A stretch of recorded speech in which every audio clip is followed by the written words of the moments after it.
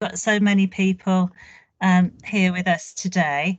So I'm chairing this afternoon, and it's brilliant that we've got so many people able to join us, both from the teaching partnership from across the West Midlands, but also your other areas of the country as well. So just a little bit about our partnership. We are part of a national network of teaching partnerships, and we're jointly funded by the Department for Education and our partners. And our aim is to provide and support high quality social work education for students and practitioners.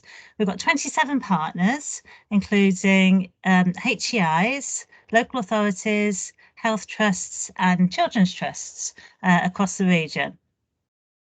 So the spirit of practice education, the title of our conference today, this derived from discussions within our practice education strategy working group within the partnership.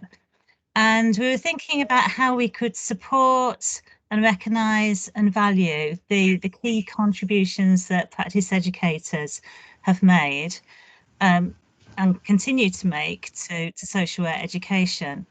So we recognise that all those involved in practice education, students, practice educator, universities, the organisations providing placements, have faced particular challenges over the last year in the pandemic. And practice educators in particular have done their best to keep going and demonstrated an amazing spirit of practice education. So hence the title and hence the conference, which is ending our practice week for the partnership this week. So I think we've got a diverse and stimulating programme for you this afternoon with some excellent speakers. So first of all, we've got Mark Doel, and he needs little introduction, I think. He's made a huge contribution to social work and to social work practice education over the whole of his career.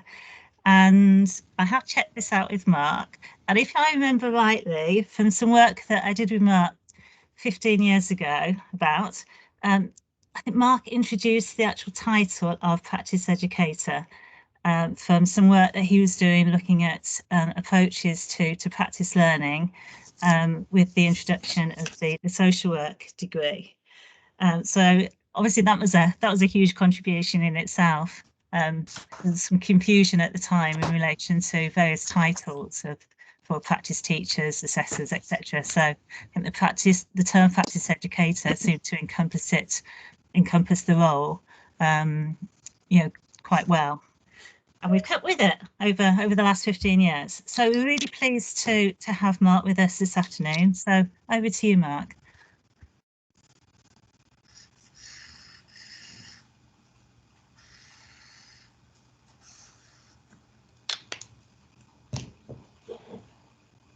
You're on mute, Mark. Thank you. A sign of the times, isn't it? It's a very warm welcome, Cheryl. Thank you very much indeed. I'm really pleased to be here. It's great to be celebrating practice educators and practice education, and with this wonderful title, The Spirit of Practice Education, as well.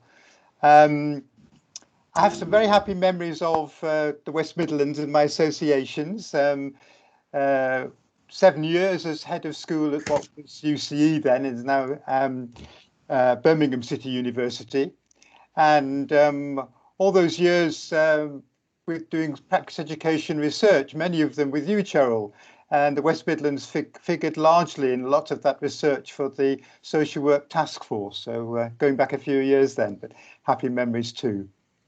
I'm going to share screen now and go to my presentation. I'm going to say, can everyone see that? That's a silly question, isn't it? But please, somebody let me know, Cheryl, if you can't. And I imagine, I don't know, but I imagine the chat will be, I can't see the chat on my screen, but if there are questions along the way, please pop them in the chat. I'm terribly sorry that I have to leave at 3 o'clock. always like to stick around, but I'm going to have to be going at 3. But I hope to have some time left for questions at the end. Okay, it's a very large title, lovely open title. And I can't see your screen yet, Mark. Oh, right. Can't see the slide. Right.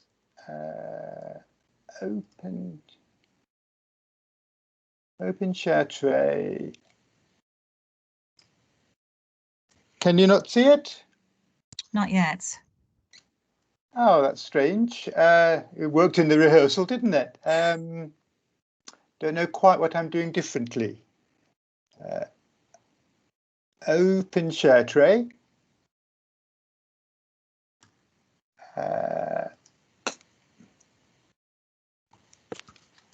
Show play from start. No? No, unfortunately. Oh, well, I think in that case we'll go to plan B, and maybe Adam could start.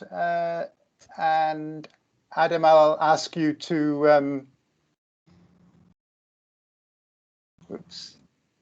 move as appropriate. So Adam's just trying to share control, give you control. If you want to try that, Mark. Can see it. No, oops, was that me or you, Adam?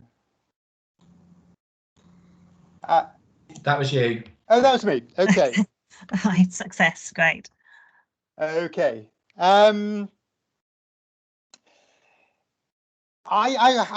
This gave me a lot of opportunity for thinking, obviously, and I was thinking how, in many respects, the essence of social work and of practice education is the ability to move between.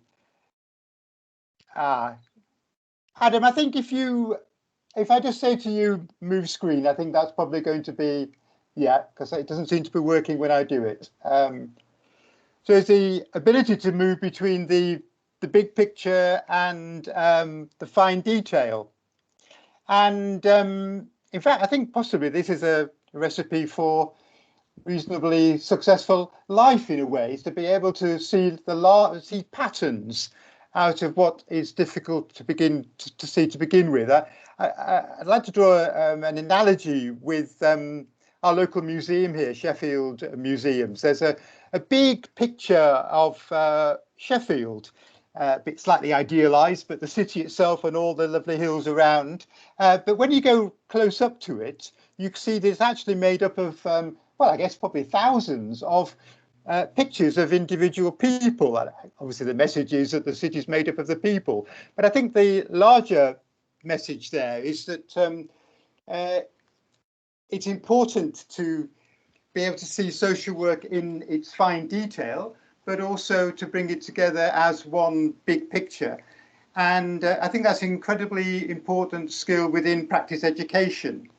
For instance, we have a bit of conundrum in practice education in that our education at the university, the colleges, is generic, but the specific circumstances in which it is practiced is specialist in the placements. So although a student on placement in a mental health service, for example, is going to be learning how to write a mental health report, they're learning also how to write reports generally. And so the practice educator has a fascinating task, I think, to help the student learn about the detail of what's needed in that particular agency, whilst relating it to the overall broad picture of social work practice and recording in general. So, Adam, if you could move. I think this, in a sense, means that we have to find a balance between the concrete and the abstract. And when I was putting this talk together, the title, The Spirit of Practice Education, obviously took me to the abstract. But I thought, just rather like that picture in the Sheffield Museum, it's really important also to think about how we can make that abstract concrete and then go back to the abstract. And I've recently, well, the last few years actually, been involved in a project called Social Work in 40 Objects. Some of you have contributed who are joining us, and thank you for that. And thank you to everyone who contributed to this project. And it was an attempt really to give expression to social work through the material world of objects. If you could move forward, Adam. Should I just say move and then if you, okay, thank you. The project is still going, it's online, it's called socialworkin40objects.com, and to date we've got over 160 people who've contributed that many objects from all around the globe, 26 countries, as you can see. So we've got a whole exhibition, if you like, a virtual exhibition of social work, and therefore a whole museum full, as it were, of objects to choose from. So for this talk, I've taken a number of abstractions, of abstract ideas, and thought about how they might be related to an object, and more importantly, really, an object with a story. One of the most interesting things I think about this experiment is that it includes the people and their backstories and their relationship to social work mediated through the object. So it's quite a complex relationship. Next slide. So the first person I'm going to introduce you to is Tuk Chi Fung. He's a tutor from Scotland, and he writes, I graduated in fine arts and art history and then worked as an artist with day patients in a hospital. This experience led me to train as a social worker and later also as a counsellor. I should say the quotes are from their abbreviations from longer stories on the website if you're interested to follow up in this in more detail. So next slide. And Tuk Chi proposed, donated is the word I'd like to use, this Chinese bowl. And he writes, this bowl has been handed down through my Chinese Malay family and reminds me of my identity as a first-generation immigrant living in Britain. It gives me a valued perspective of what it feels as an outsider. Next slide. And that's the concrete material object and the story behind it. But for me, it very much relates to this abstract notion of identity. Who are we as practice educators? What is practice education? Cheryl kindly alluded back to history and credits me with this term practice educator. In fact, it was something of a compromise, Cheryl, if I remember rightly, because I was very happy with practice teacher. But then from somewhere, a practice assessor came into being. And it was felt that practice educator brought the teacher and the assessor together into one title, and I'm glad it's been around for at least 15 years. I'm quite interested in this notion of identity for practice education, because if you think of the other three players, the main players, well, actually, no, four players actually, in this square, there's the practice educators, there's the students who have been known as students since time immemorial. I was a student, or my students have been students. Students will be students in the future. Tutors have been pretty much known as tutors. Now, service users, they have undergone a change of identity in terms of their appellation from client to service user. Thank God we don't use customers, because that came in for a few years. So they have undergone some change, though not in every country. Certainly in the United States, they're still called clients. But practice educators have gone through quite a few changes of identity. Next slide. And I kind of relate here, associated, as we go along, we'll be looking at these associated notions, calling them notions that are allied to the concept of identity. I've been talking about, is it changing? If the title changes, does it change the nature of what we do? I don't think so in a sense, but perhaps it changes the way in which we're seen. And certainly we have become happily more inclusive and diverse in our practice education, both in terms of people who are coming into social work, but also in the way we look at social work and practice education. Okay, next slide, please, Adam. So this is Mokechi Mangana, and she's a student from South Africa. And she writes, I chose social work because it changes lives and helps people to stand on their own feet after the social worker leaves. It changes mindsets. Are we okay? It changes mindsets and empowers people. We aren't all-knowing experts. We start where the client is. In the end, you just have to have a love for people and a belief that they can change their own lives. Next slide. She chooses car jack and lug wrench, rather kind of metallic, hard objects for a sort of soft subject, which fascinates me. And Mokechi says that like a car jack, social work helps lift people out of their current situations to make a positive change. Like a lug wrench, social work helps loosen clients so they can express thoughts, struggles, feelings. We help tighten clients to be strong enough to face their problems and work on them. Next slide. And for me, this relates to the idealism in social work general and practice education in particular, and particularly with students who are coming perhaps to their first placement with complete and utter idealism. One hopes. I know people sometimes scoff at students when they apply and they're asked why they want to do social work, and they say they want to help people. But quite frankly, if that isn't the underlying motive, we know it gets compromised in all sorts of ways, and we have lots of authorities, and we charge to use that. But quite frankly, we need idealism, and we need to sustain that idealism. Next slide. That's the utopianism in social work, the hope and belief that Mokechi talks about so eloquently there. And there also is this notion of realism. There's this phrase, I think it's actually from BSEC, well back in the 1950s, that social workers need to be firm-footed realists and clear-eyed idealists. So as students progress through their placements, as we as social workers progress through our experience, we find ways to manage the idealism and the realism to bring about practical change. Next slide. This is John Doel. He's a service user from Scotland. He writes, I'm longing for social workers who can deliver the type of personalised services that I need and that others need, others who, like me, use social work. Next slide. And he proposed what he called a real-life library. People who use social work are the real-life reference library. Together with social workers, we can develop personalised services, ones where we appreciate each other's passion, knowledge and commitment.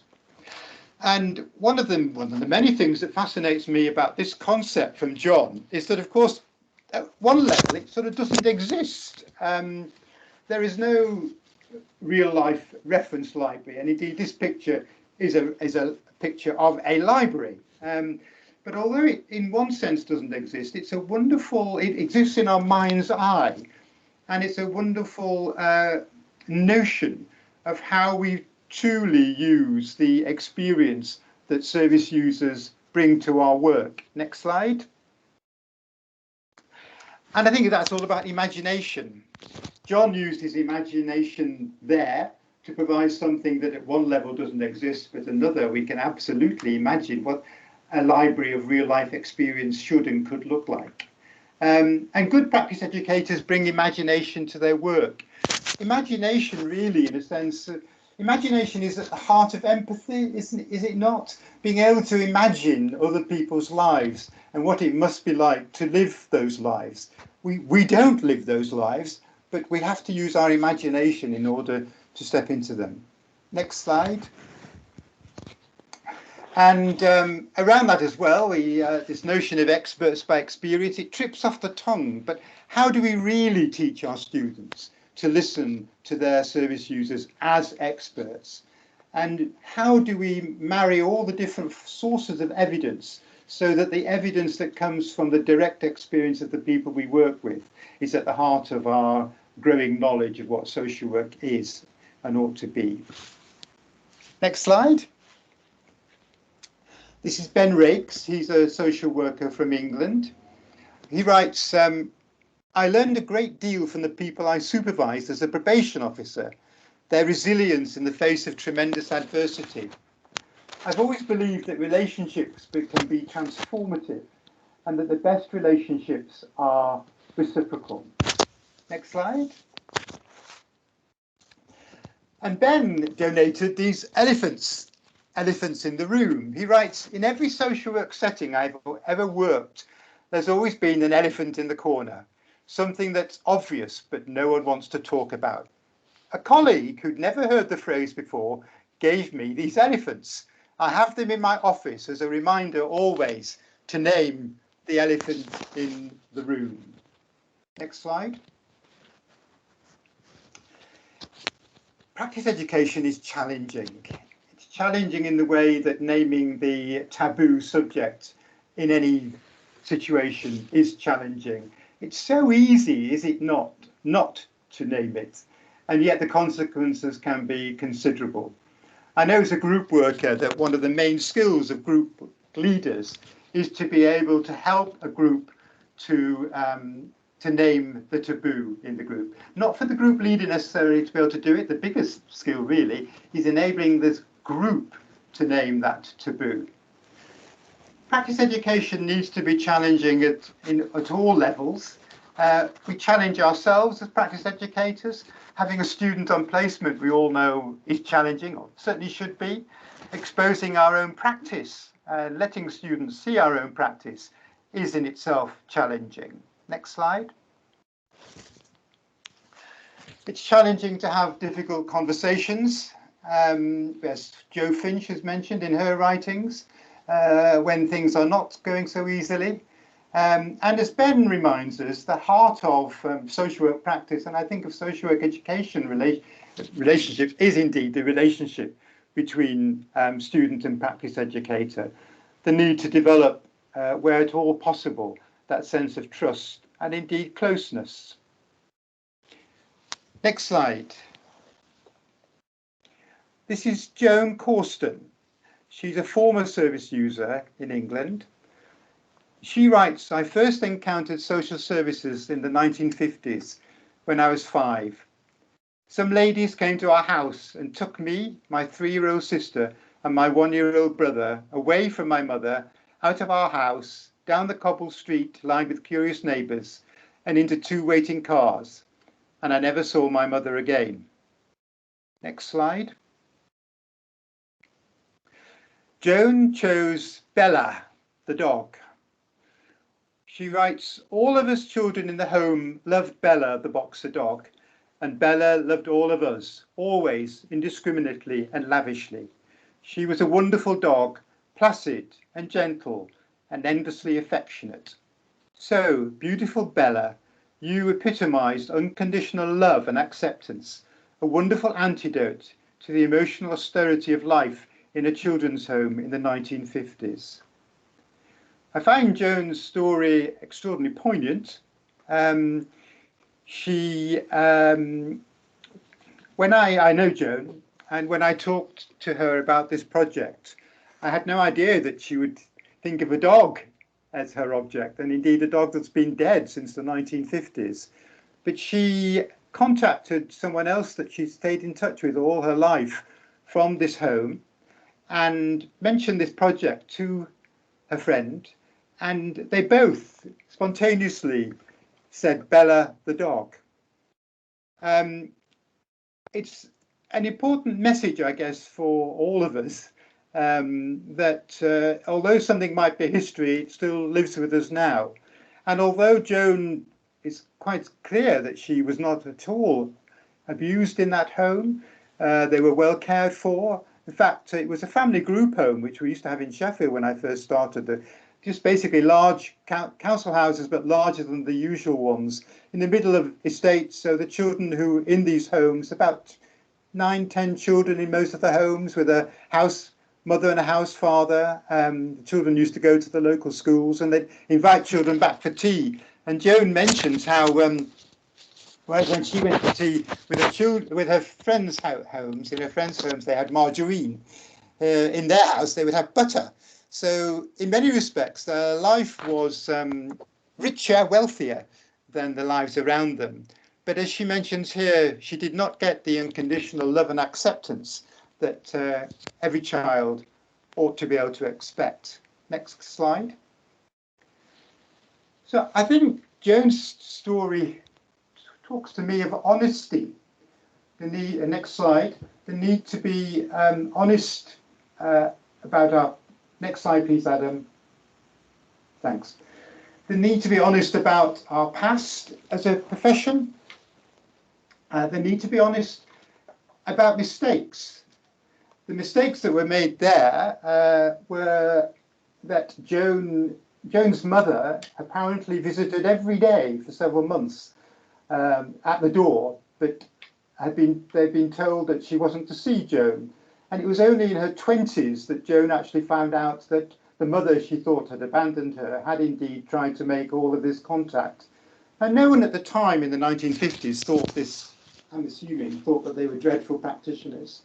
It's only later that we realise what good practice is. But now in 2021, we need to look at what people in 2071, I'll be long off the planet by then, what people in 27 will be looking back at and saying, how on earth could they ever do that? Could they ever consider that to be good practice? Because no one thinks that they're conducting poor practice at the time. So we need honesty about good and bad practice, and we also need honesty about our mistakes, past and current, and to make this notion of learning from mistakes a reality for students. So they see us learning from our mistakes and being honest about them too. Next slide, please, Adam. I'd like to introduce you to Sagarika and Taran Banerjee. They are social work activists from India. They write, "We are social work activists living in the Maniktala district of Kolkata. We work with people in the neighbourhoods and in rural villages in West Bengal. We've developed a wide variety of programmes, and our work is part of a broader movement, Vijnana Bhavna, meaning science thinking. We catch young people at risk of falling out of school or getting into trouble and help them towards a trade and self-employment. We are green socialists, and we believe that social work must have the raising of political awareness at its heart." Next slide.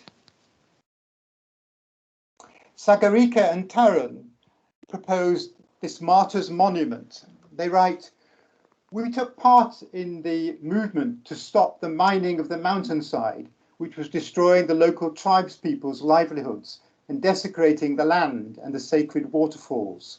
This is in the state of Odisha. "Many people were shot dead, and they've become martyrs to the struggle.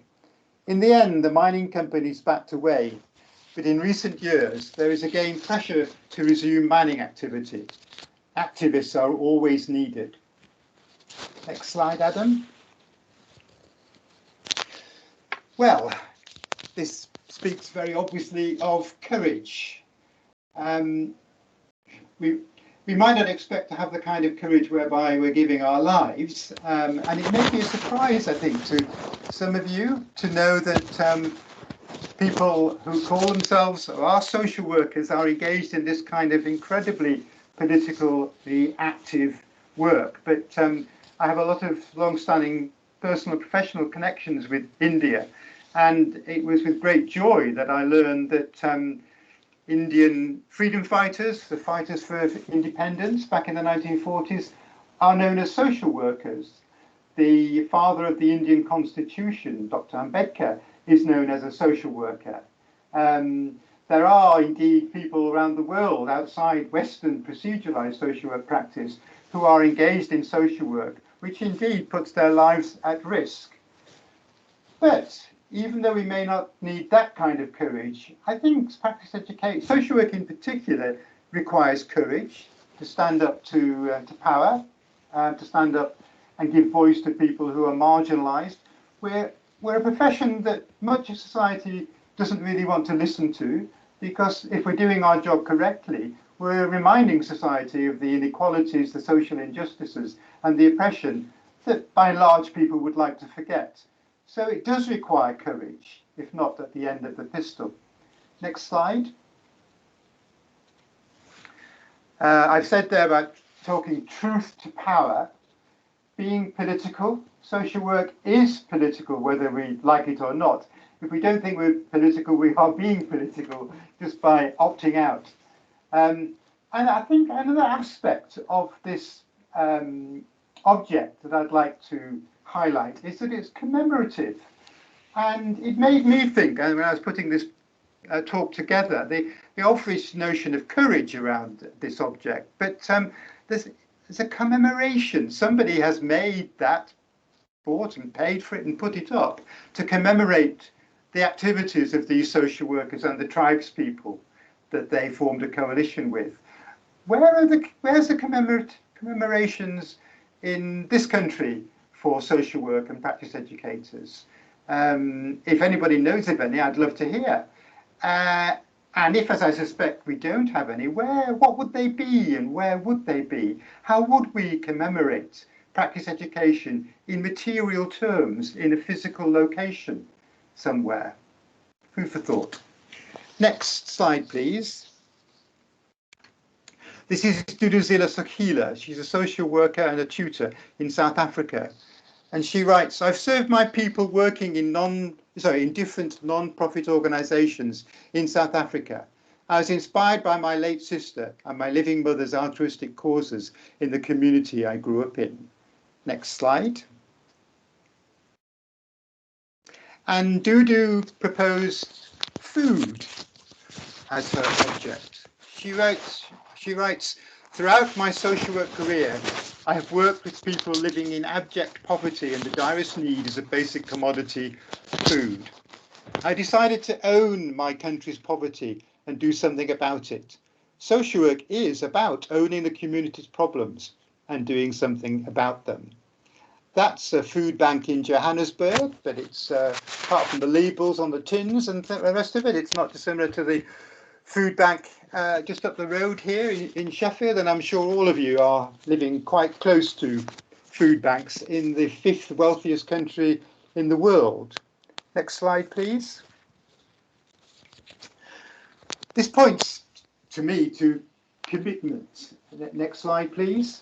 Lots of different kinds of commitment. Commitment to the community, clearly, that Dudu works in. But a commitment to our service users, which is controversial in Western social work practice. If a student came to you on placement and said they owned their community's problems and they wanted to work with them by doing the kinds of things that Dudu does as a community activist, she is a trained social worker and calls herself a social worker. How close or distant do we think our social work students should be? How close or distant should we be? I think this is a question both of geography and history. So geographically speaking, I know parts of the world like South Africa and India, where that closeness is integral to social work practice. Indeed, the integrity of being a social worker is living and being with the people that you're working with. But historically too, I've now been in social work for long enough to see several decades pass by, and I've seen a difference in the distance and closeness that seems to be professional within our own country as well. So back when I started in social work, we would frequently meet with people we called clients in social situations. We would live in the middle of our patches and neighbourhoods, so it was impossible not to be with them in social situation, in pubs and restaurants and cafes.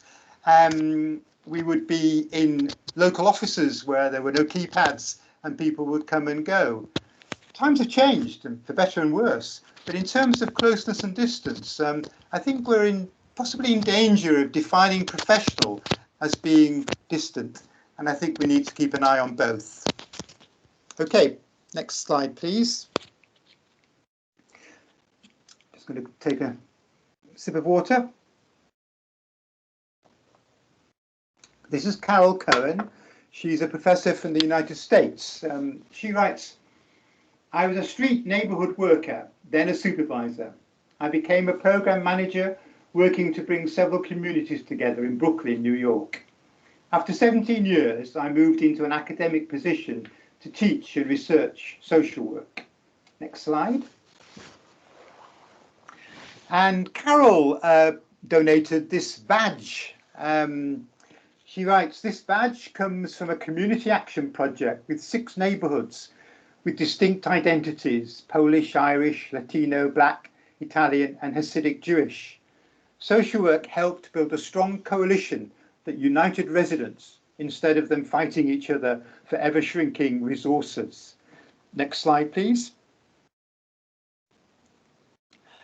For me, the abstraction from this story and the badge is the notion of being connected, of connectedness. Next slide, please. Of indeed building coalitions with like-minded people.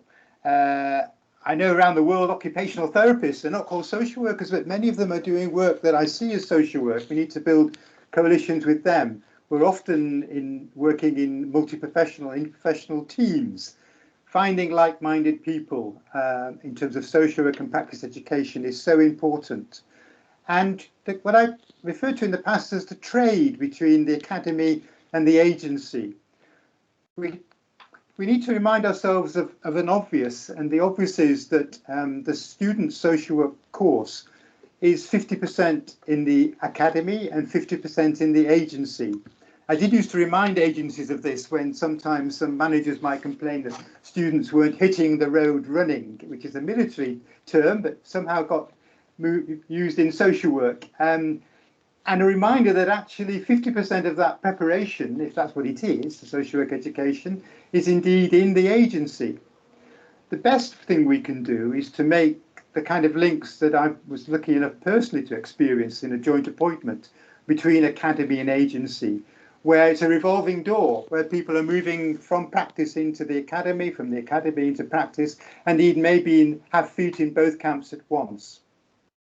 That sort of trade where practice educators and social workers are giving lectures in the university, often in the company of service users, bringing the practice into the university, and the universities are servicing the practice by forming partnerships, research partnerships with practice. It's absolutely crucial to the health, I think, of practice education in particular and social work in general. So we need to be connected not just to our communities of practice, but also between agency and academy. Next slide, please. This is Enekele Sayen David. He's a newly qualified social worker from Nigeria. And he writes, I grew up in a small village in Nigeria. Social services is not a new phenomenon in Nigeria. The traditional rulers provide social welfare services through the elders and family heads. The kinship service system provides for child and family welfare, mental health, and care for older people. Next slide. And David donated Ileki Ibile. As a young boy, I loved the Ileki Ibile, which is the Yoruba word for traditional beads, worn by the village leaders. The leaders meet the social needs of the villagers and deal with problematic behaviours and find solutions. I see social workers as wearing the traditional bead. It cannot be physically observed, but the social work profession is the traditional bead. Next slide, please. To me, this speaks of authority. Where does our authority as social workers in general and practice educators in particular, where does it come from? Next slide, please. And in what way are we providing leadership as practice educators? Leadership in our agency, leadership in our profession, champions. In some of the research that Cheryl and I mentioned earlier, looking at practice education, one of the things we found to be incredibly important for the strength and continuation of practice education in agencies was to have champions. You are often, as practice educators, champions for social work. I know that from experience. but we also need champions for practice education with agencies too. And another agenda, I think, let's not use that word, another concept that David speaks to is the whole notion of local and global and how the two come together. In many respects, a tribal village in Nigeria seems so far from my neighbourhood here, Nether Edge, Sheffield, exotic almost.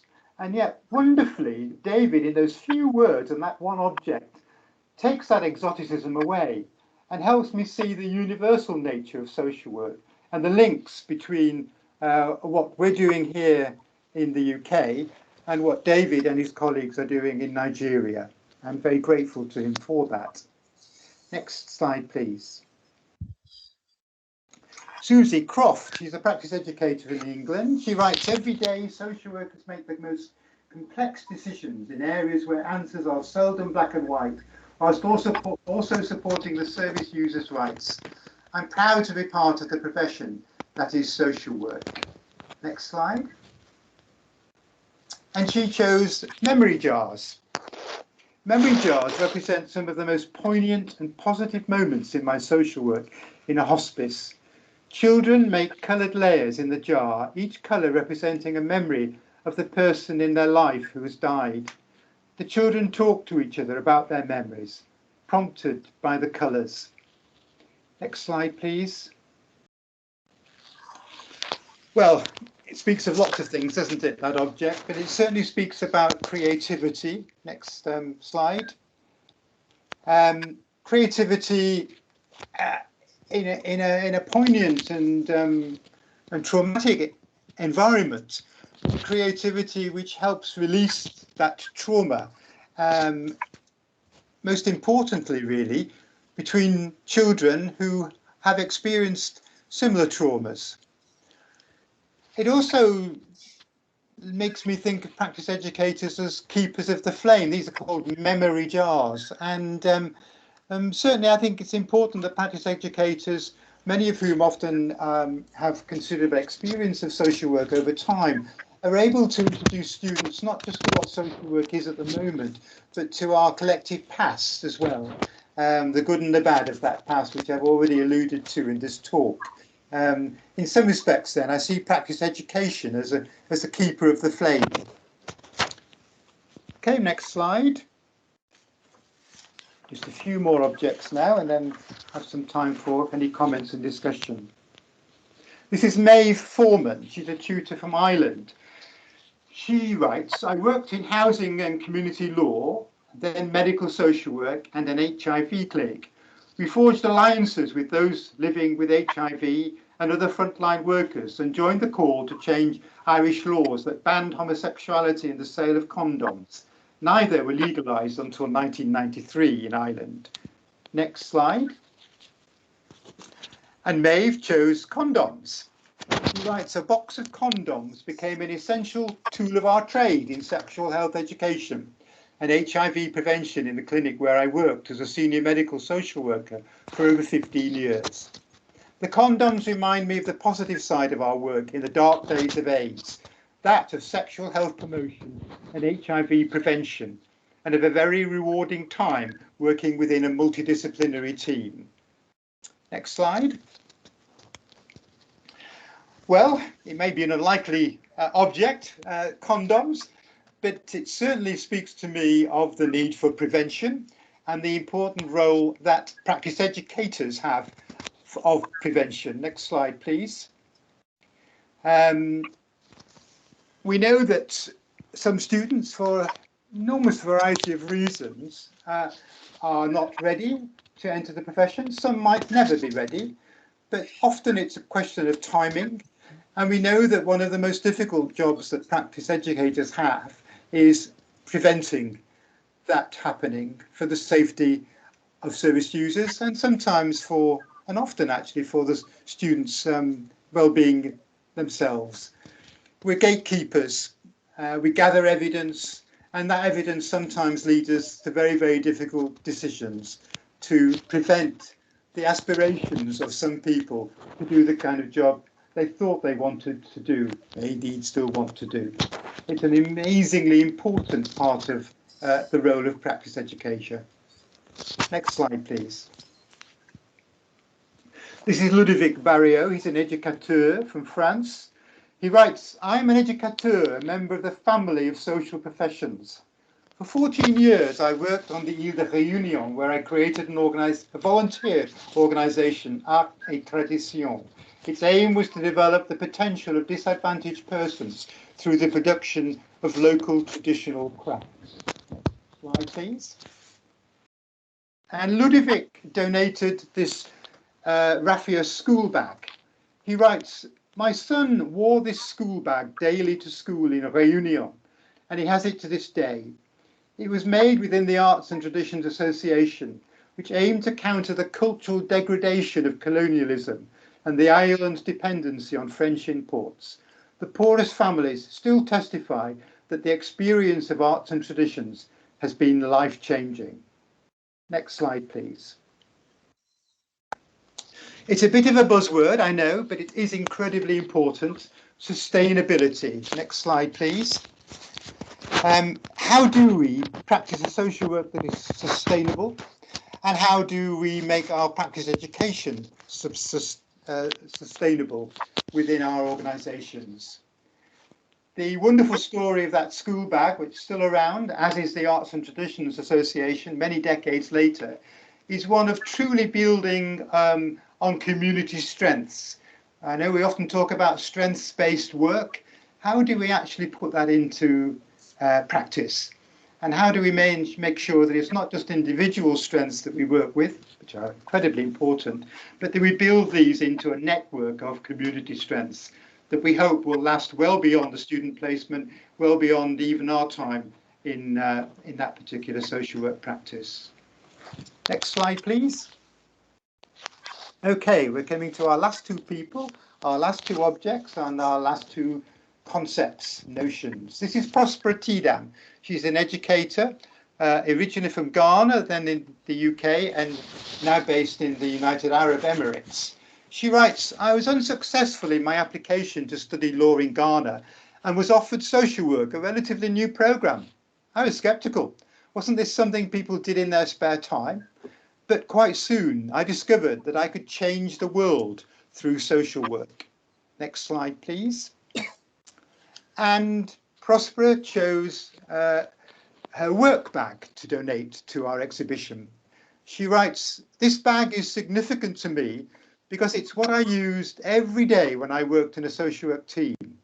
You can see how worn out it is, a bit like me when I decided to become a social work educator. It facilitates reflection, and I keep it as a symbol of hope, a key element of social work. Next slide, please. Well, it's lots of things here, but I think this represents for me the notion of persistence. Next slide, please. And indeed, the everyday nature of social work practice education. It's very easy, in a sense, to pick out the specials, as I have been doing in many respects, of practice education. But actually, what makes it worse is our ability to stick at it day by day, and for the student too to see us doing that, even after difficult experiences in practice and practice education, to continue our commitment to it. A bit like that work back there. It may sometimes look a bit tatty, very well used, but we are still there with it. I remember to this day one of my early days in social work in Sheffield, after we had several team meetings, and one of the team members came up to me and said, Mark, do you ever get fed up of banging your head against a brick wall? And I've thought over the years that I should never get fed up of banging my head against a brick wall. Sometimes the brick wall does come down. We have to be persistent, and we have to learn how to mend and make do. There are times when our resources are extremely limited, and the creativity is not in doing something flash and new, but actually in making do and making new out of what we already have. Next slide, please. The last person, Sheila Slessor. She's an educator from Scotland. She writes, managing childcare and protection issues as a social worker and balancing this with my own parenting was always complicated, invariably involving guilt, mum space in my head being used to think about childcare cases when I was at home being a mum. Next slide, please. And Sheila donated this model of Postman Pat. This model of Postman Pat was made by my son when he was 5 years old. Patrick, as she calls him, came to work with me and has been a permanent feature on my social work desk for about 30 years. He's a constant reminder that though social work can never be a 9-to-5 job, my own boys always had priority. Next slide, please. Next slide again. So resilience. I think resilience in terms of this model's been around for 30 years. Sheila's been lucky enough to have a desk in each of her jobs, and I know that can't be counted on at the moment. It strikes me that Postman Pat has done wonders for Sheila in her own resilience, in helping her think about self-care, in drawing the boundaries that are needed between our personal lives and our professional lives, and giving her some space. I'm sure that gazing at Postman Pat has done an awful lot more than any kind of set of bullet points in some organisational procedural manner about how to avoid burnout would do. And actually, from a material cultural point of view, Postman Pat rather fascinates me because he shows how objects, once you start to tell stories about them, can gather quite a charge to them. And I was privileged enough to go up to Aberdeen well before, obviously, COVID days. And I saw Postman Pat on Sheila's desk and asked permission to lift him up. He's actually very small. He's only about 3 inches high, a bit like all celebrities. They're always smaller when you actually get to see them. He'd been broken clearly several times and stuck together and repainted. But I felt a special charge in handling this object that I'd known only through the project. Next slide, please. So this is the end of my talk. I was given a very nice wide canvas to talk about the spirit of practice education. And I decided to do that both through the notions and concepts that I presented, but also to tie these to material, physical objects in the material world, donated by social workers, service users and students around the world who've given their own thoughts about what social work practice and practice education means to them. I thank you very much, Cheryl and her team, for inviting me, and we've got 5 or so minutes for some comments and questions, and I look forward to those too. Thank you. Thanks, Mark. Some really powerful and poignant insights there, and lots of messages for the teaching partnership, I think. Particularly liked you speaking about remaining connected and the links between academia and practice and the universities, and the reference to champions as well, that we do need champions of practice education. And we've got lots, but we need more, I think. We've got a few questions in the chat. The first one was from Paige. So can you see Paige's question, Mark? Okay, I'm going to open it up. It's she says bringing up political topics in the office environment often seems frowned upon, taboo almost. Social workers are not keen to engage politically in the work environment. How do we overcome this and not make politics something everyone is too afraid to discuss? Gosh, that is an enormous question. I think that talking about things I'll start again. One of the things I find about the object is that it enables people to have difficult conversations, because objects enable people to approach things from the side. So, for example, talking about the fact that social work in different countries means similar but also different things, like the Martyrs' Monument, is, to my mind, a way of introducing the notion of, well, how does social work relate to politics? The food bank that Dudu also presented. So I think having conversations with people, not necessarily about what way did you vote today in the local elections or whatever, or your mayoral election in the West Midlands, not necessarily party politics, but how how do other social workers see their role? How close or far are we from our communities? And what would we do in terms of engaging with a matter that one might be seen as a political concern in our own neighbourhood? So not to say that this is where I stand and this is where I think you ought to stand, but talking about this at an issue level. The main thing is to talk about it. I think it's perhaps easy for me to say because I live in a fairly politicized part of the world, but it's difficult if no one talks politics in your particular team or organization. But that I think that's where that courage comes in, isn't it? Is to start that conversation, but maybe to start it obliquely rather than head on. I hope that it's not a very good answer, I know, but it's the beginnings of one. Okay, thanks, Mark. Another question from Roz, who says, as a practice educator, I find many students have never even thought of the political context, and she actually says, is it a coincidence we're doing it on an election day?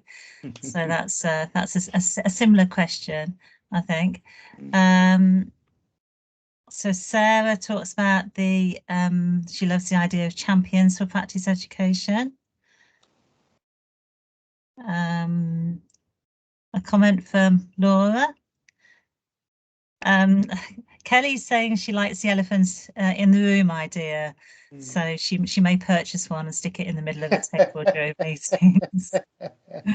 Can I say, I think, I hope people have been thinking about their own objects whilst I've been talking. The website's still open, so we're still gathering. If you feel inspired, please come to me and donate your own object. I think having a meaningful object on your, if you have a desk, I can't take that for granted, I know, but having a meaningful object somewhere, not just where you can see, but where other people can see, is a means of starting conversations, political ones or professional or both.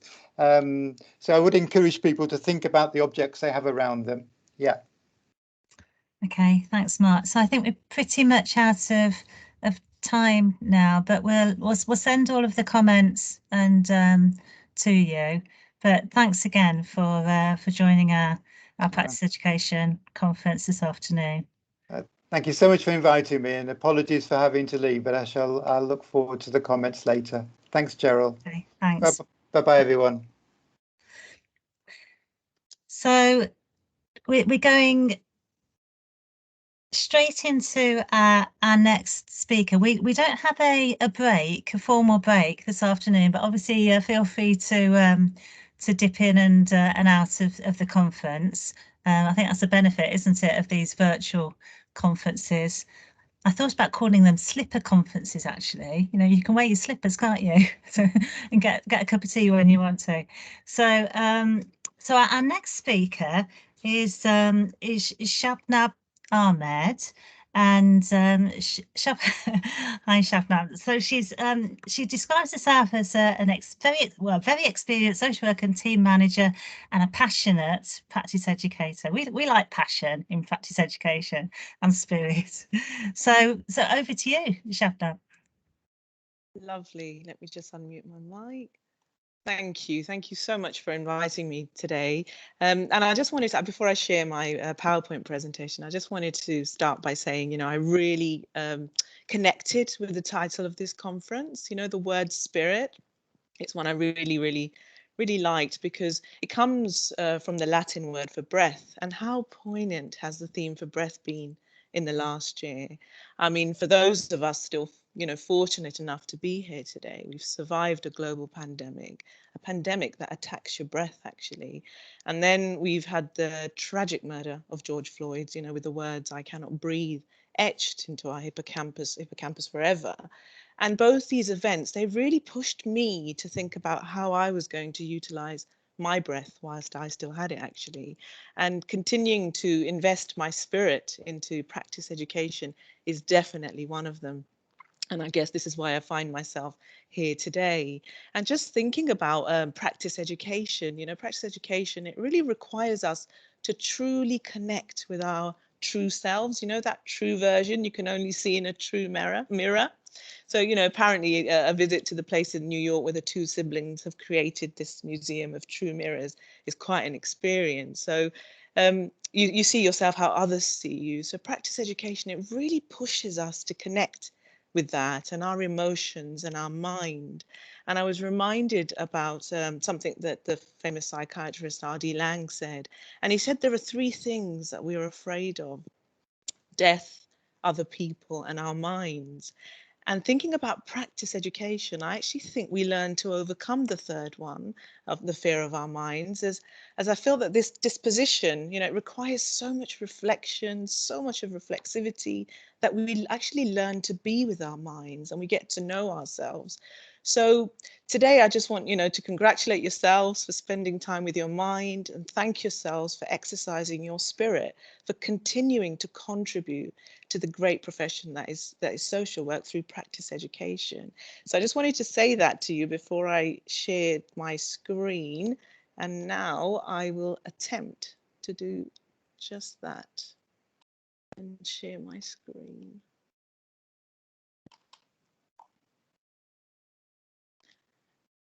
And let me know when you can see it, Cheryl, please. Yeah, I can see it if you just want to put it on. Yeah, that's it. Great. Is it there? Is it on? Is there? Yes. Brilliant. Let me just. Why can't I see it now?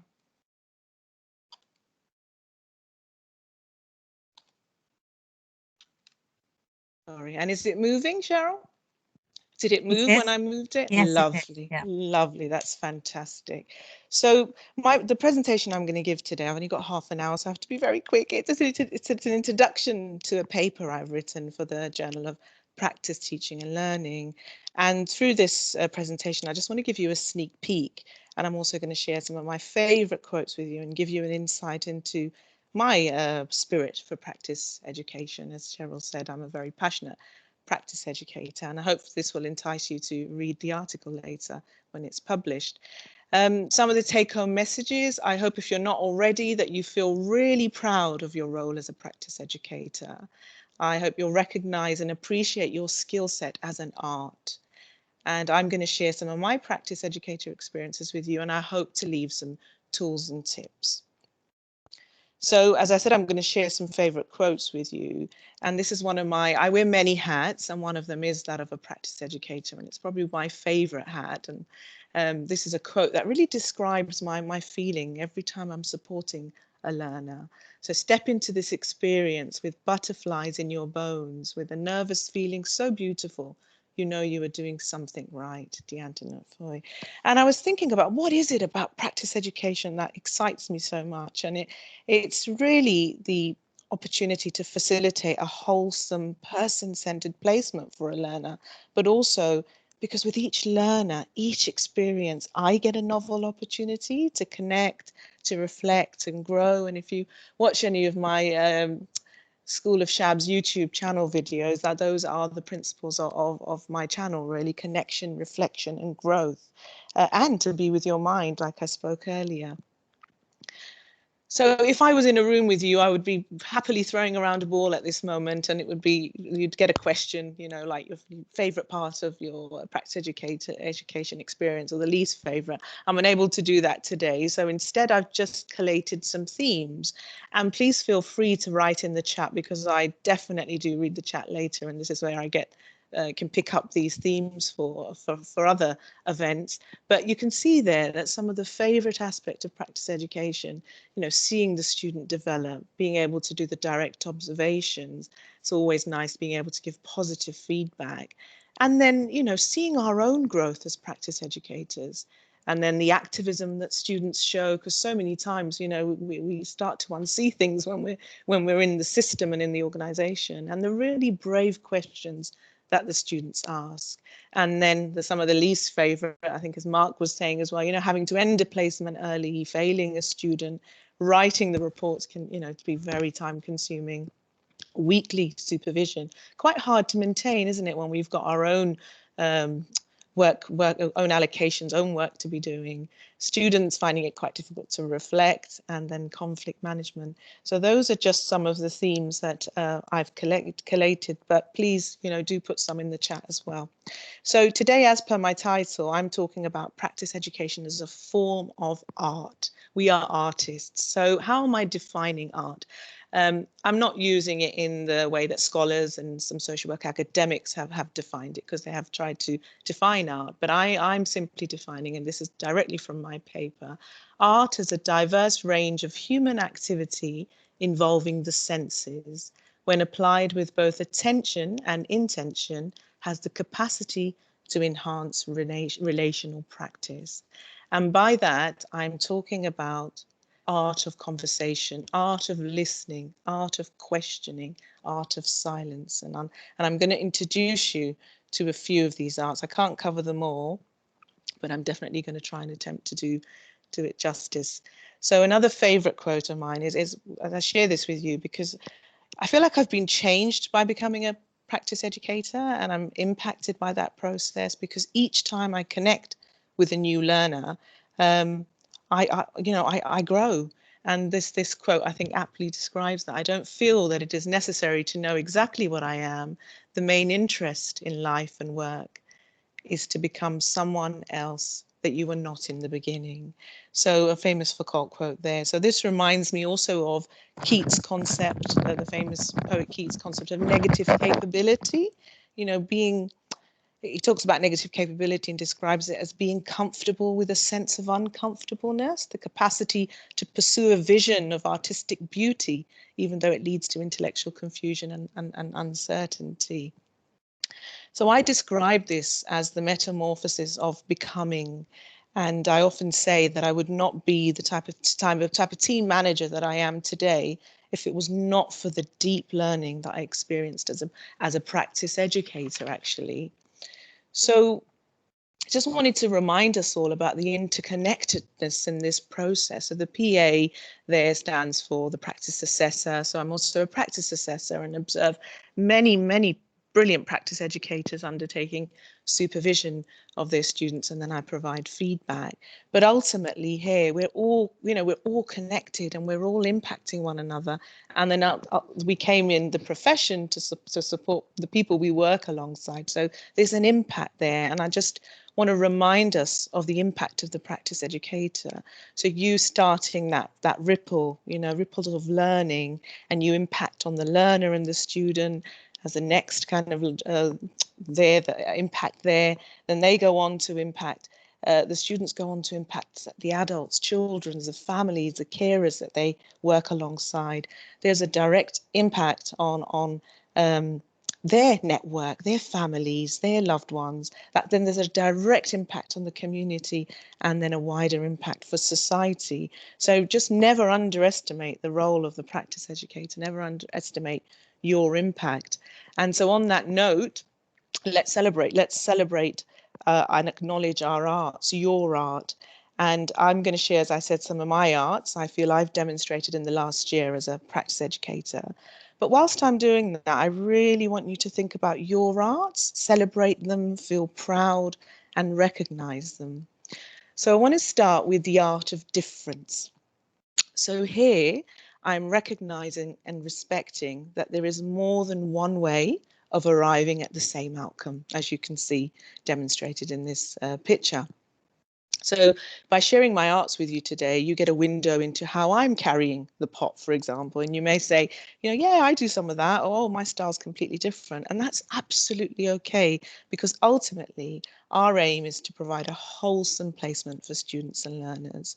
And what I say to you is this: connect with your creativity, with your individuality.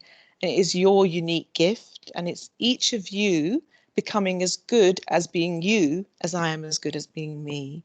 So I really, really respect the art of difference. It's something to celebrate, and actually really helps us to kind of thaw those explanation freezes, what psychologists describe as only, having one way of doing something. There isn't one right way, or even a perfect practice educator.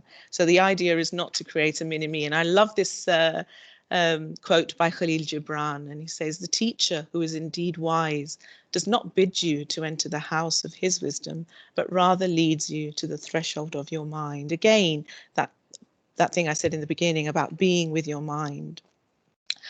And then I want to introduce you to another art, an art of enhanced compassion and professional love and kindness. So I am a social worker and a practice educator who uses the L word quite a lot throughout my practice, professional love and kindness. And I think this has been essential to our practice, and particularly enhanced compassion over the last year.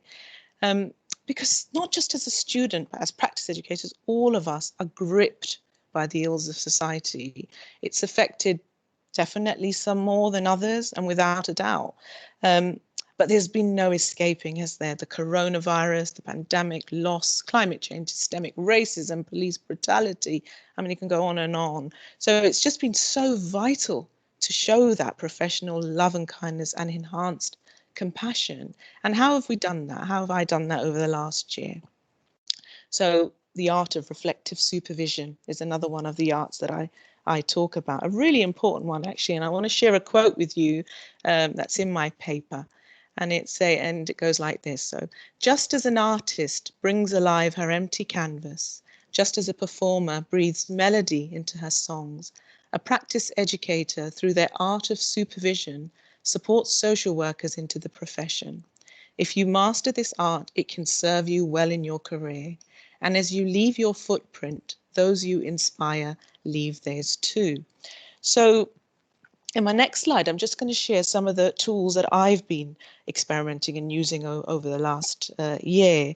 So you can see there the feelings wheel, inspired by the psychologist Robert Plutchik. And I found this so useful, particularly at the start of the pandemic, when we all were just asked to retire and work from home. And just in supervision and with students starting their placements, just using this as a way to understand how they're currently feeling and what's behind that. And then that helps you to, as a practice educator, support that really and think about the ways of them reaching a different feeling, how you're going to support that. So that's been really, really useful. The other tool is this blob tree by Pip Wilson, psychologist again, really useful tool. It can be used in a multitude of ways actually. But one I observed the other day when I was observing a practice educator was she asked her student what image she would choose as she entered the placement, and another one for midway, and then where she was ending. Again, a really, really useful tool to think about some of the emotional impact of our work. And then you've got in the corner the wonderful social work theory cards, reflective cards by Siobhan McLean. These have been a lifesaver actually, with the kind of virtual way that we're working, just taking photos of some and WhatsApping them to an apprentice I'm currently supporting. And then asking them to bring that to supervision and find out about that theory and how they relate that to their work. Really, really useful in demonstrating how they're engaging with theory and reflection. Another one, Professor Mark Doel had the picture of Prospera there, Professor Prospera Tedham. She's got the Mandela model, a really, really useful model to talk about differences, similarities, and I would say it's like an anti-racist supervision model, really. And then this wonderful book, shameless plug, I've contributed 2 chapters to this book, but me aside, there's wonderful reflections, stories, poems, essays, and just asking your student to read a poem from this book and you read it too, and then you come together in supervision to bring that topic in supervision, bring the person, bring the lived experience into that room, virtual room be it, has been really, really powerful. So these are some of the tools that I've been experimenting with through the art of reflective supervision. And I have done videos on quite a few of them actually on my YouTube channel, The School of Shabs, as well. And then thinking about pop culture. I love pop culture. I mean, I have not met a student yet who hasn't appreciated a bit of or got excited about pop culture to promote a reflective discussion. And I'll try and play this and I hope you can hear it. Cheryl, let me know if you can hear it.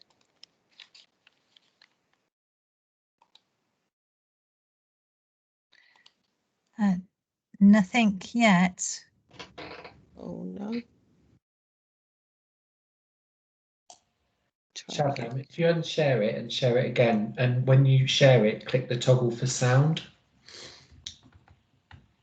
I shall try that. So, So did you say unshare it first? Yes. Now, when you press the share button, there should be a little toggle at the top that says turn on computer audio. Okay, so I'm going to share it again.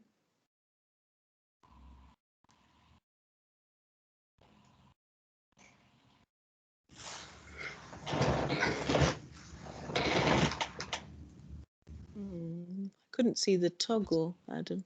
Oh, okay. Let's have a look. Normally, you can get the sound. That's a shame. I have sent you the a PowerPoint though, haven't I? So when you share it, people should be able to see the video. Let me try. Yeah, do you want me to try it? Do you want me to try it on my one? Because I've got your copy. Yeah, that'd be really, I'll really just share it helpful. now for you. Hang on. Thank you so much.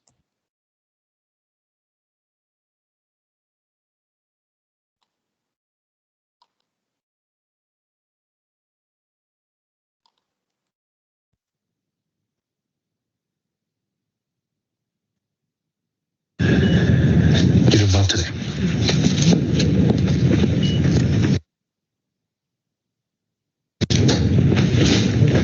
Can I ask you something? Am I literally the only person that can answer it? Kind of. Our patient's Asian American. So right side diverticulitis was a greater possibility, but Dr. Hunt didn't scan him when he first came in. So what's your question? I think he should know so he doesn't make this mistake again, but I don't know how to talk to him about it. You don't know to accuse your attending of being a racist? That's not what I meant. Well, that's what he's gonna hear. So your advice is do nothing? You're a resident. He's an attending. My advice to you is if you're gonna have a conversation with him, at least know what to expect.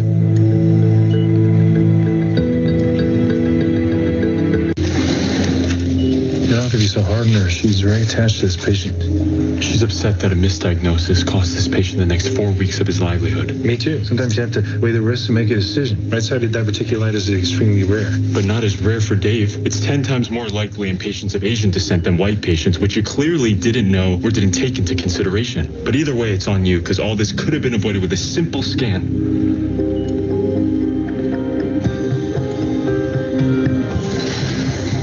You mind if I, Okay, well, sit over there.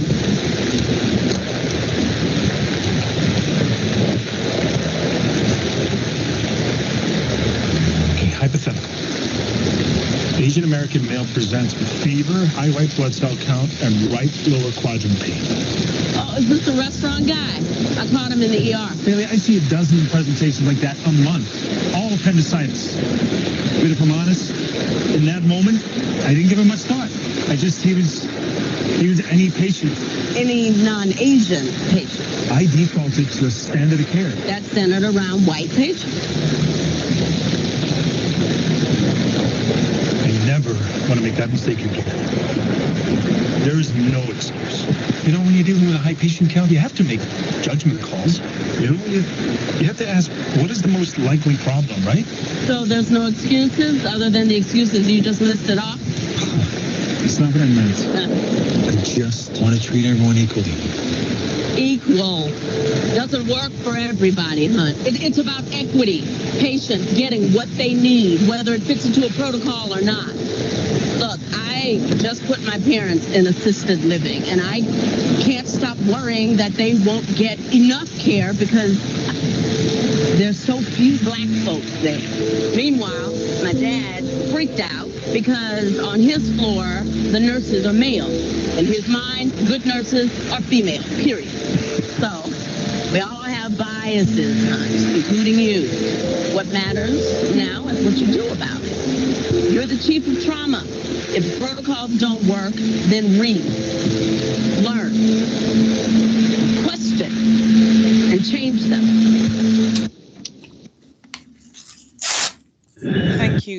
Thank you, Adam. Should I share again?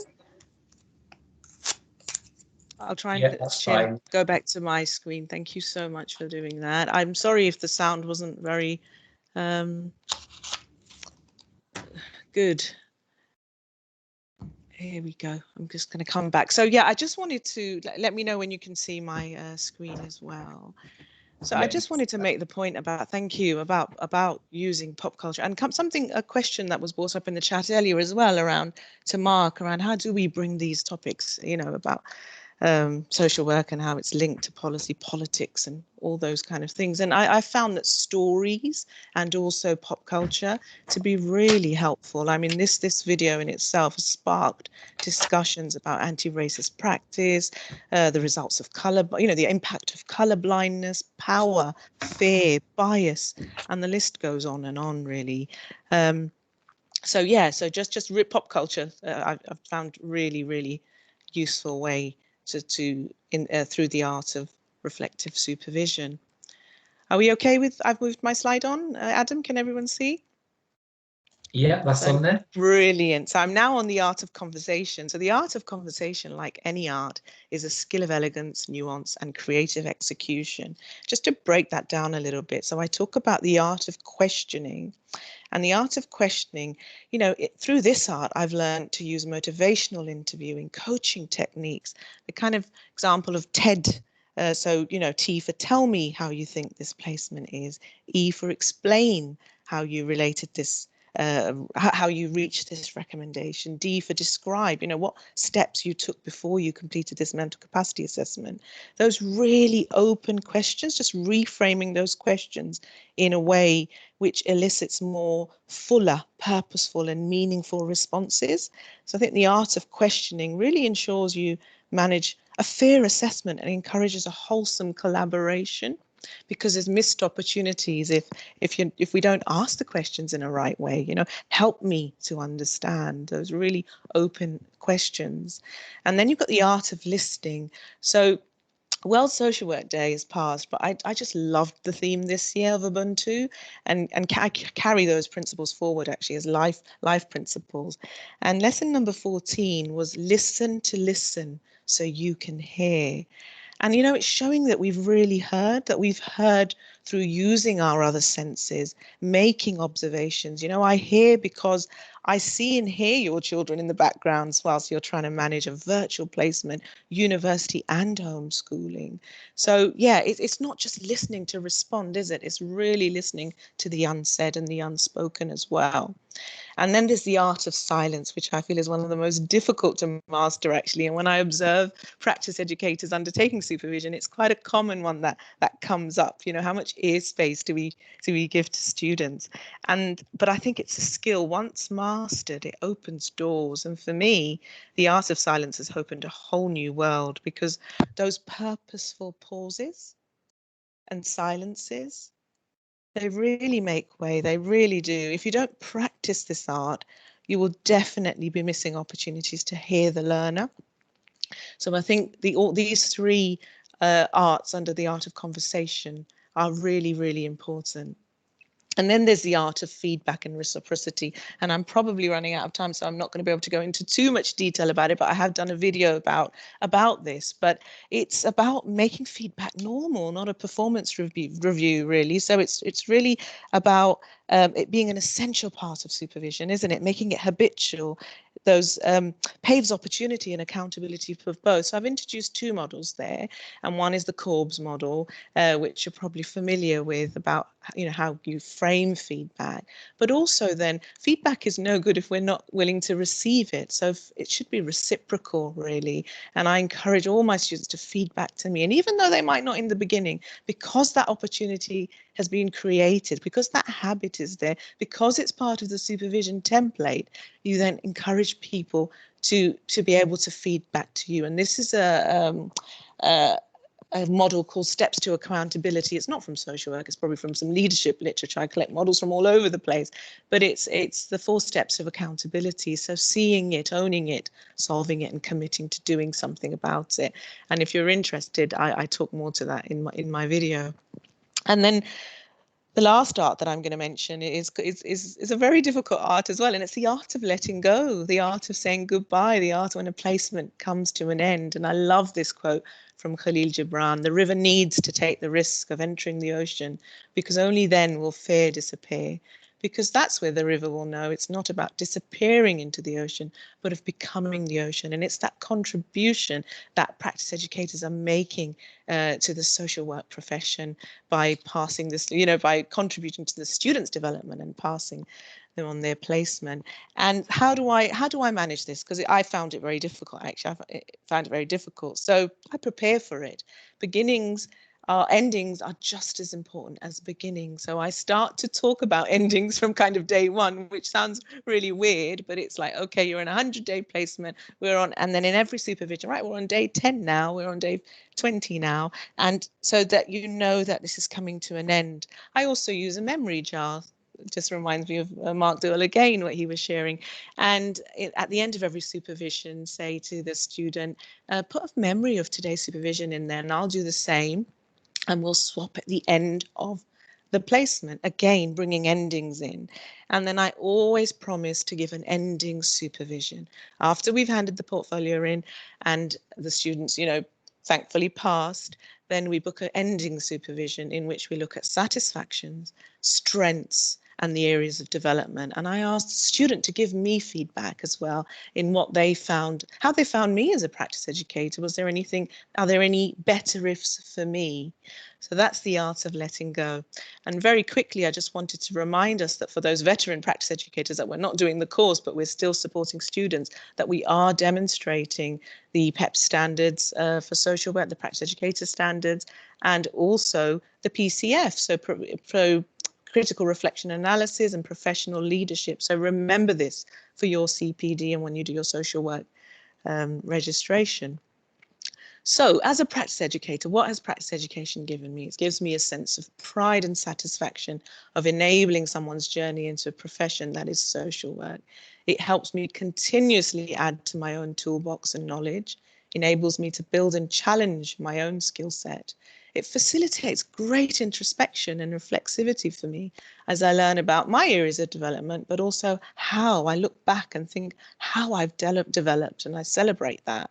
And most of all, it's been a journey where I've been able to master the arts, some of which I've spoken about today, but hopefully more in the paper to follow. And I just remain hopeful about developing more and more arts. So just remember, every blade of grass has a little angel that bends over it and says, grow, grow, grow. It's that opportunity that practice education gives us to grow. So you as a practice educator, me as a practice educator, we are an artist, you're a model, you're a teacher, an educator, you're a human spirit, you're an enabler, and you're a learner. And if, again, I was in the room with you, I would really ask you to share with me any things you've taken away today. So using the body smart model, so the heart would be, and again I use this in supervision, so a tool I leave with you at the end of every supervision. Pick something. The heart stands for any feelings that you experienced. The ear stands for something you heard that gave you pause. The eye, something you saw differently. The hand, a helping hand that you might need. The brain, a new idea perhaps, and the feet, an important takeaway task. So feel free to write in the chat if there's anything that you feel you want to share using the Body Smarts model. And I think I've come to the end of my presentation. Thank you so much. Yes, right on time, 3:30. It's been an absolute pleasure. Thank you so much. So back to you. Yeah, thank you, Shabnam. That was such a rich presentation, so much to take away from that. I love that concept of professional love in particular.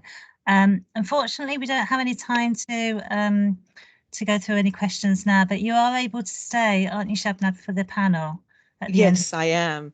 I am, and I'm trying to get back to the screen, but I had to put my camera on, but I can't see that screen, so I'm really sorry about that. I'll figure it out while the next speaker is speaking. Yeah. No, that's great. So you'll be around at the end. I'll be here. I'll absolutely be here. Right, thank you. Okay, so we now go. Our next presenter is Catherine Witt, and Catherine is from Social Work England, and so she's going to do a presentation on art, science, or regulation. And it's great to have you with us this afternoon. Thank you, Catherine. So over to you. And if everybody can put their cameras and their unmute themselves, that's great. The camera's off. Thank you. Thanks so much, Cheryl. Can you hear me okay? Everybody hear me? Yeah, that's fine. That's brilliant. What a terrible slot I've got after those two amazing presentations. I mean, I'm just absolutely blown away. I don't know how everybody else is feeling, but honestly, it's been a real privilege to listen to both Mark and Shabnam. So, yeah. As I say, I've got suffering from anxiety overload because my presentation certainly won't match either Mark's or Shabnam's. But I'm really pleased to be here, and yeah, I feel really privileged to be invited. I've only got a short slot, so don't worry too much. But it is really great that the regulator can be part of events like this, and just so reassured to know that this is going on across the country, and that we are able to demonstrate the profession in such a hugely positive light with some amazing people. So yeah, just overwhelmed really so far. So just as by way of introduction, because most of you will never have met me, I'm Catherine Witt, and I'm the Regional Engagement Lead for Social Work England in the northeast of England, but also I'm covering the West Midlands, and that's been since the sort of the beginning of the year. You may have met my colleague Jess McEwen, who's working part-time now. So I actively wanted to cover the West Midlands because I thought it certainly had an attraction in terms of its energy and its political nature. It's very noisy area and has similarities, but I think big differences to the northeast, and it certainly hasn't disappointed. It's just been amazing. I have just met so many great people in the West Midlands, so it's really great to be here. Prior to joining Social Work England, I was the principal social worker in Sunderland, and I had a role in practice education there, really involved with the IASWG programme, our student programme, our programme in Sunderland University for degree apprenticeships, and have been a real, I think, champion for practice education, albeit coming to it sort of a bit later in my career. But I am absolutely banging the drum in terms of practice education and practice educators in Social Work England, but I'll cover a bit of that when I'm going through the slides. So I'll just share my screen. Hopefully this will all work quite well. And I think this should be it. If you just bear with me. Can you just tell me, Cheryl, when you Yes, can I can see it? see it. Oh, Yeah. brilliant. Okay. So we'll get it up on there. So right, it should be on the main screen now. So yeah, I had a bit of a delay in selecting the title for the presentation, and I hadn't seen either Shabnam's or Mark's input. So and there was absolutely no danger of me copying what they were doing, because theirs was just so innovative and beautifully creative. But yeah, I wanted to present something that maybe stirred the pot a little bit, and maybe something that I don't know, would just get us to think a little bit. And I was at the time when I was thinking about the title, I have beside me, everybody will have seen or heard of the Social Work Cats and Rocket Science. And I actually won this book in a competition at the beginning of lockdown, and it's been on my desk, and I do dip in and out of it, and I really love it. But I flicked through some of the pages, and I came to just a little bit at the end about, you know, social work as an art, science, an art or a science. And I started to think about that in terms of regulation and where that fitted in as well. So it gave me a bit of an idea, and I've then felt it really fitted in with the spirit of the session today and its title.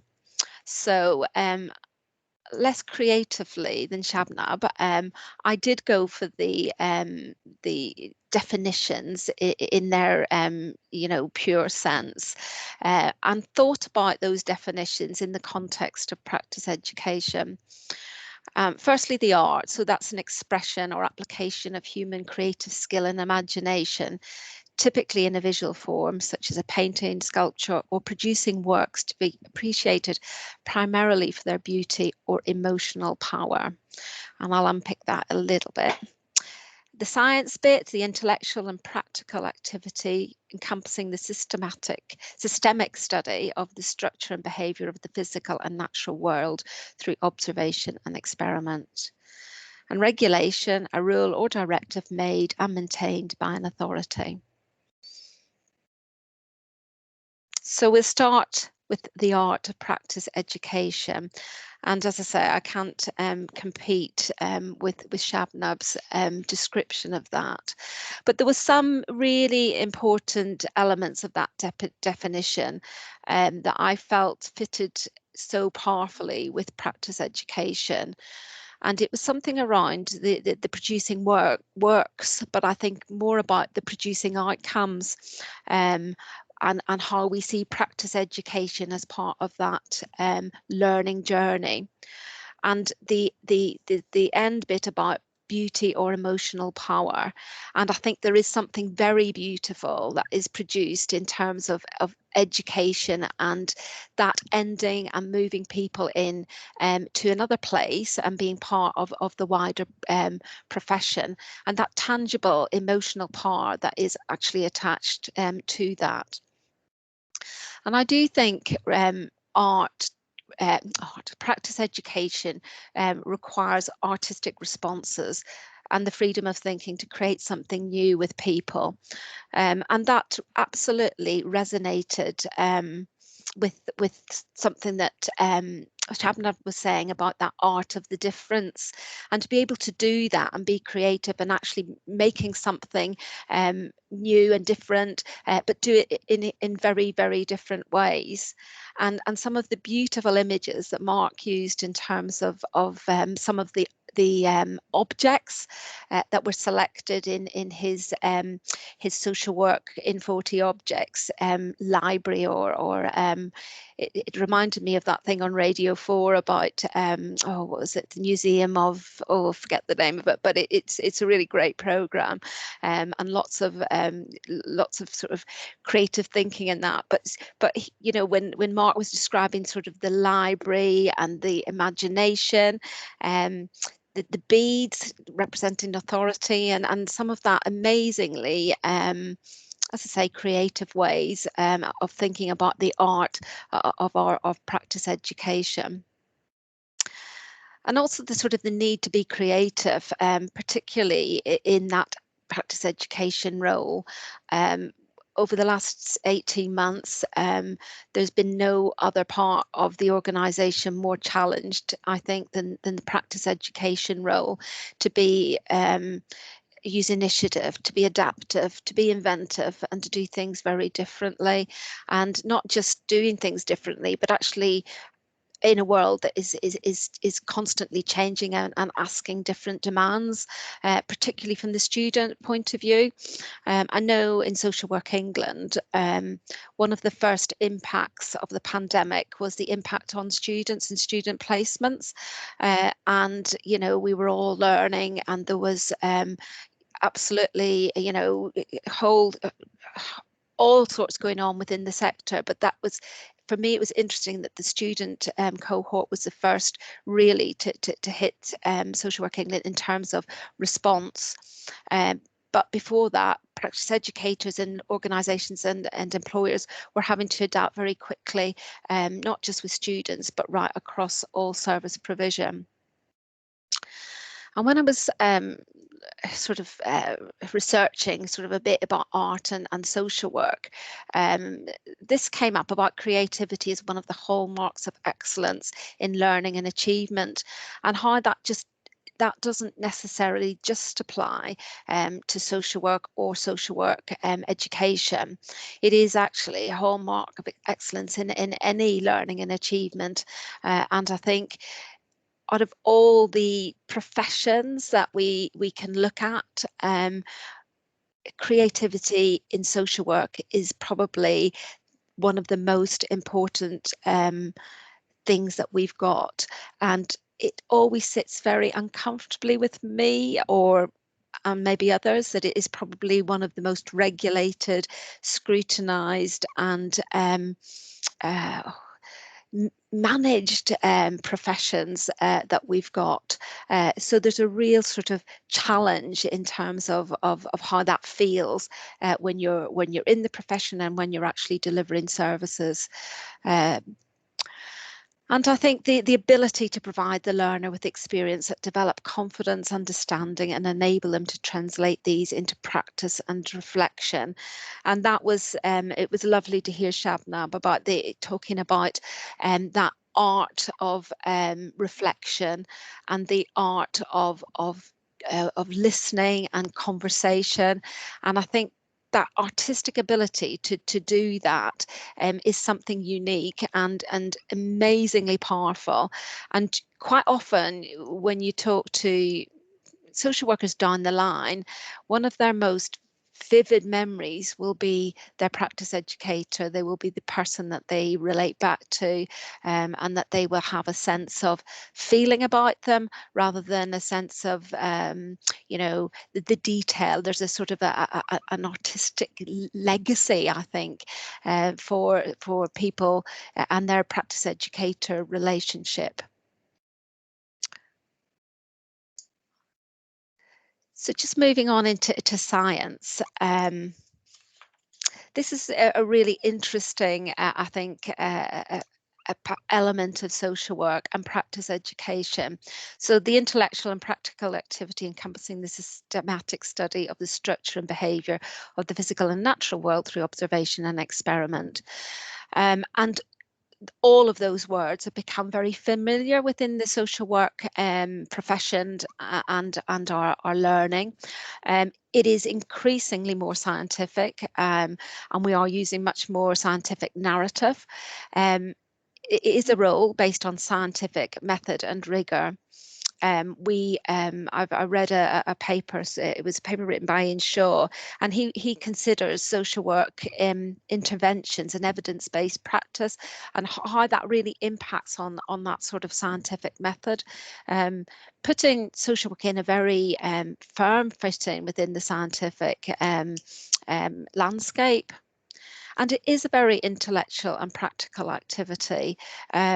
We are being challenged on many fronts in terms of evidence bases, using our intellectual and practical observations and experiment and research and recording to define who we are as a profession, and also where we might be going. And I think that is done within the context of some very challenging political and economic environments.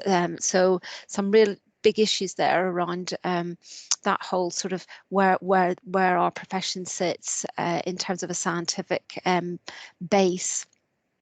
We also use observation and experiment, and as I said, research and evidence-based, and many of our models and our thinking and our ways of working have got that very strong research and evidence base.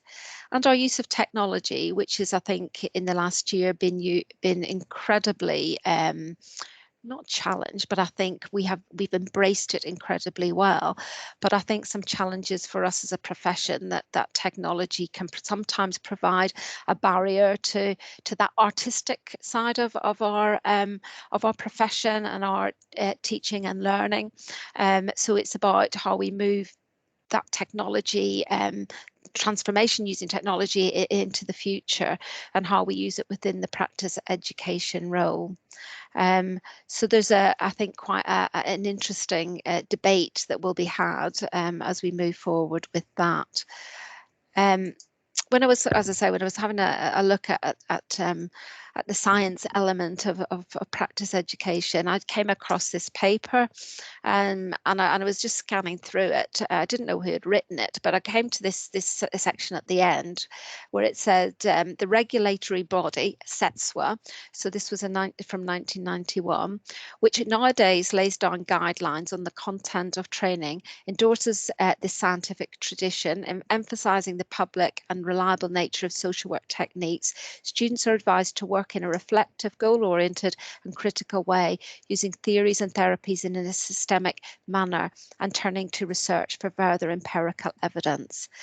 And I thought you could actually rewrite that now, not using obviously what has been a typewriter or a word processor, and you could put Social Work England where it says SETSWA and it would still hold true.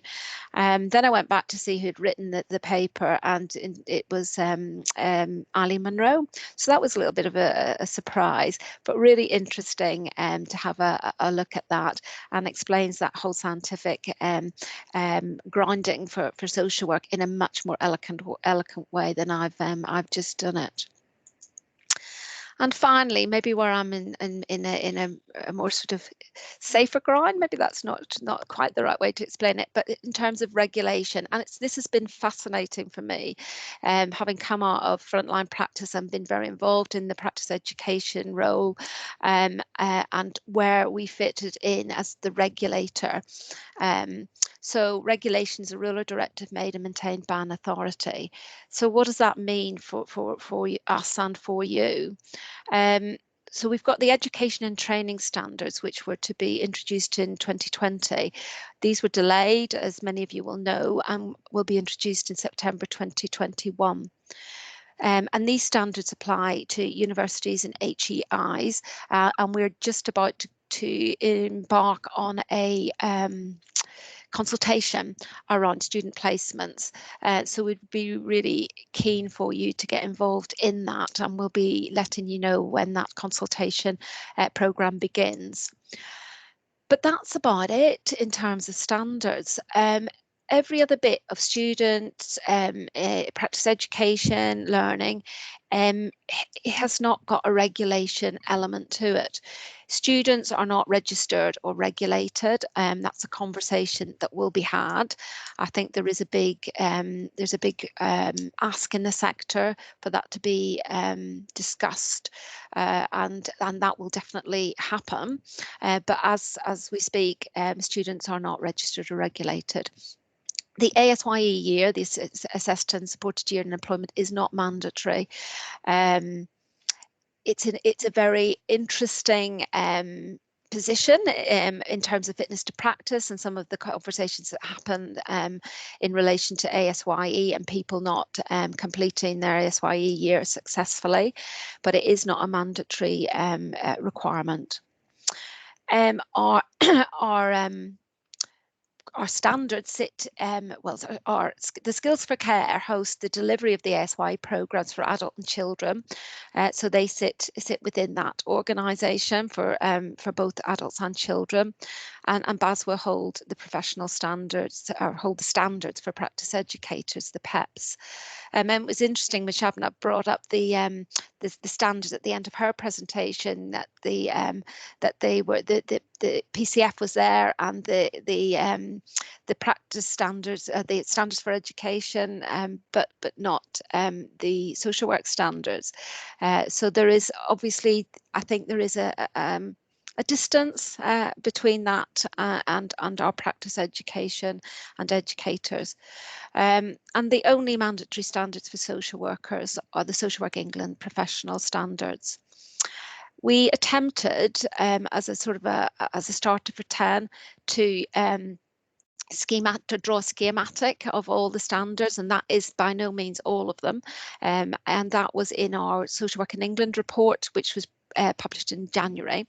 There is an error in that drawing or schematic, because the KSS does cover the ASYE and QSW social worker. But it is a very crowded and complicated landscape, and it was mapped by BASWA, and that my slide is it's a link into that document that they mapped the PCF, the KSS, and the professional standards, and a useful document, and I think worthy of having a look at. Many of you will be very familiar with that in any event, but I think it was trying to unravel some of the complications of the post-qualifying and pre-qualifying landscape, and I think that's a real challenge for Social Work England. So I've used this slide as an example because we are trying to build a regulatory ecosystem around some specialist standards, and I've used the AMP and the AMCP standards. We as a regulator own those standards, and they were built into our rules and regulations at the outset of Social Work England, and they are the only other standards that Social Work England own apart from the professional standards. So they are the standards for AMCP and AMP training and forward practice. And the reasons why we have them is out of statute, Mental Health Act reform, introducing the LPS, the Learning Professional Standards, and the Social Work Leadership. And when we are actually going out to consult on those is in the autumn of this year, unless there's any hiccups within in terms of our a political hiccup will be the only thing that would prevent us moving forward with those. But I think the thing that I would offer to this audience is where do the practice education standards sit, or where should they sit, and should they be in effect part of that new regulatory ecosystem? So, as I said, the post-qualifying standard is about letting that discussion begin. A conversation about annotation, about do we annotate, do we not annotate? Is practice education something that can sit across children and adults? Because there has been a huge divide, and I have seen that really quite starkly during my 18 months in Social Work England, that our profession is a very divided one. And annotation around practice education may be something that is a collaborative endeavour. And there's something about roles and responsibilities of practice educators, and should that be employer-led or should that be regulator-led? I'd have loved Shabnam to be my practice educator, absolutely, but I don't know that there's a consistency. I suspect that there will be very much inconsistencies about the quality, the numbers, and the abilities of some of the practice educators, depending on what employment context they're in, but also who they are employed by. And there needs to be some, I think, conversation about some of that consistency or inconsistency. And greater understanding and acknowledgement. And I don't think it's any secret, but I think practice educators are the unsung heroes of the profession. I think we have a lot of understanding and acknowledgement of frontline managers, about leaders, but if I look at any sort of structure chart or hierarchy, practice educators very rarely feature within those, and I do think without the practice educator role, we wouldn't have a profession. So there's something about that that role and where it sits, and having that greater understanding and acknowledgement at a very strategic level, and where that voice is coming from, and how we're communicating that as a profession into places like Social Work England, but also into some of the learning and HEIs and some of the strategic conversations in the Department of Health and the Department of Education. So I'm just conscious of time, so a real sort of rush through, but practice education, art, science or regulation. I think there's a lot of art in our practice education. I think there's stats of science, and I think we're light on our regulation. And I will leave it there. Thanks, Catherine. That was really helpful. I particularly like your reference to practice educators being unsung heroes. And I'm sure there'll be some more questions for you because you're able to stay for the panel at the end of the conference. Great, thank you. Right, so if we could move now on to our next speaker, and we've been fortunate to have speakers from around the country so far, but now we have one of our own. We have Annie Muir, who's from the University of Wolverhampton, who is extremely experienced in delivering practice education programs. So it's great to have you with us, Annie. So over to you. I'm not entirely sure what I've done. I'm very sorry, but I brought up the wrong presentation and I can't make it go away. And like others before me, I now can't. I could browse and upload, or I could just. It's gone away now, Annie, the previous presentation. Okay. And. So if you want to try again, but otherwise, Adam will be on hand to. Let me just see if I've got it ready. Do you want to just do it, Adam? I think it might save us some time. Just let me know when you want me to move to the next slide, Annie, okay? Yeah. Okay. Thank you, Adam. Lovely. That's great. Thank you very, very much. And sorry, folks, for that short delay. So I too, like others, I'm really, really enjoying this conference so far. And have just really taken in so much. I've been making some notes so that I can use some of those notes for entering my CPD on the Social Work England CPD record, and I've got lots of lovely material to be doing that later. My kind of contribution, I think, is to join in with this idea about what is the spirit and what is the spirit within us, that breath that Shabnam spoke about, that keeps us going. And maybe what I'm going to talk about is both something that we perhaps can all recognise and that I hope isn't divisive. But every so often, maybe we have a spirit of education that might be challenged with the question, how did a student like this reach this final placement? Next slide, please. Thank you. So like others before me this afternoon, I've kind of clustered some ideas of the spirit of practice education together. And my little bit, I think, is contained to that spirit within us, which is honest, which is self-reflexive, which is critical, and to which I will also eventually add that capacity to be courageous and challenging. Thanks, Adam. So sometimes then our spirits get vexed as practice educators, just from time to time, not terribly often. We're positive, outgoing, enabling, problem-solving people. But once in a while, how did this student reach a final placement? And it can be an expression of exasperation that has an exclamation mark, but actually it's also a really good question. And it is something that practice educators have spoken to me about over the years. And if we move to the next slide, I've also heard three particular stories, anecdotes, if you like. Narrative and stories has been a part of what this afternoon has been talking about, I think, or has been drawing on this afternoon.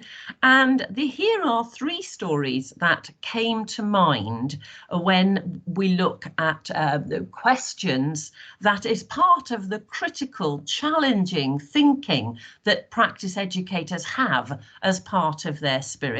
And then when I've used these three stories that at various points have been told me to kind of look at that question.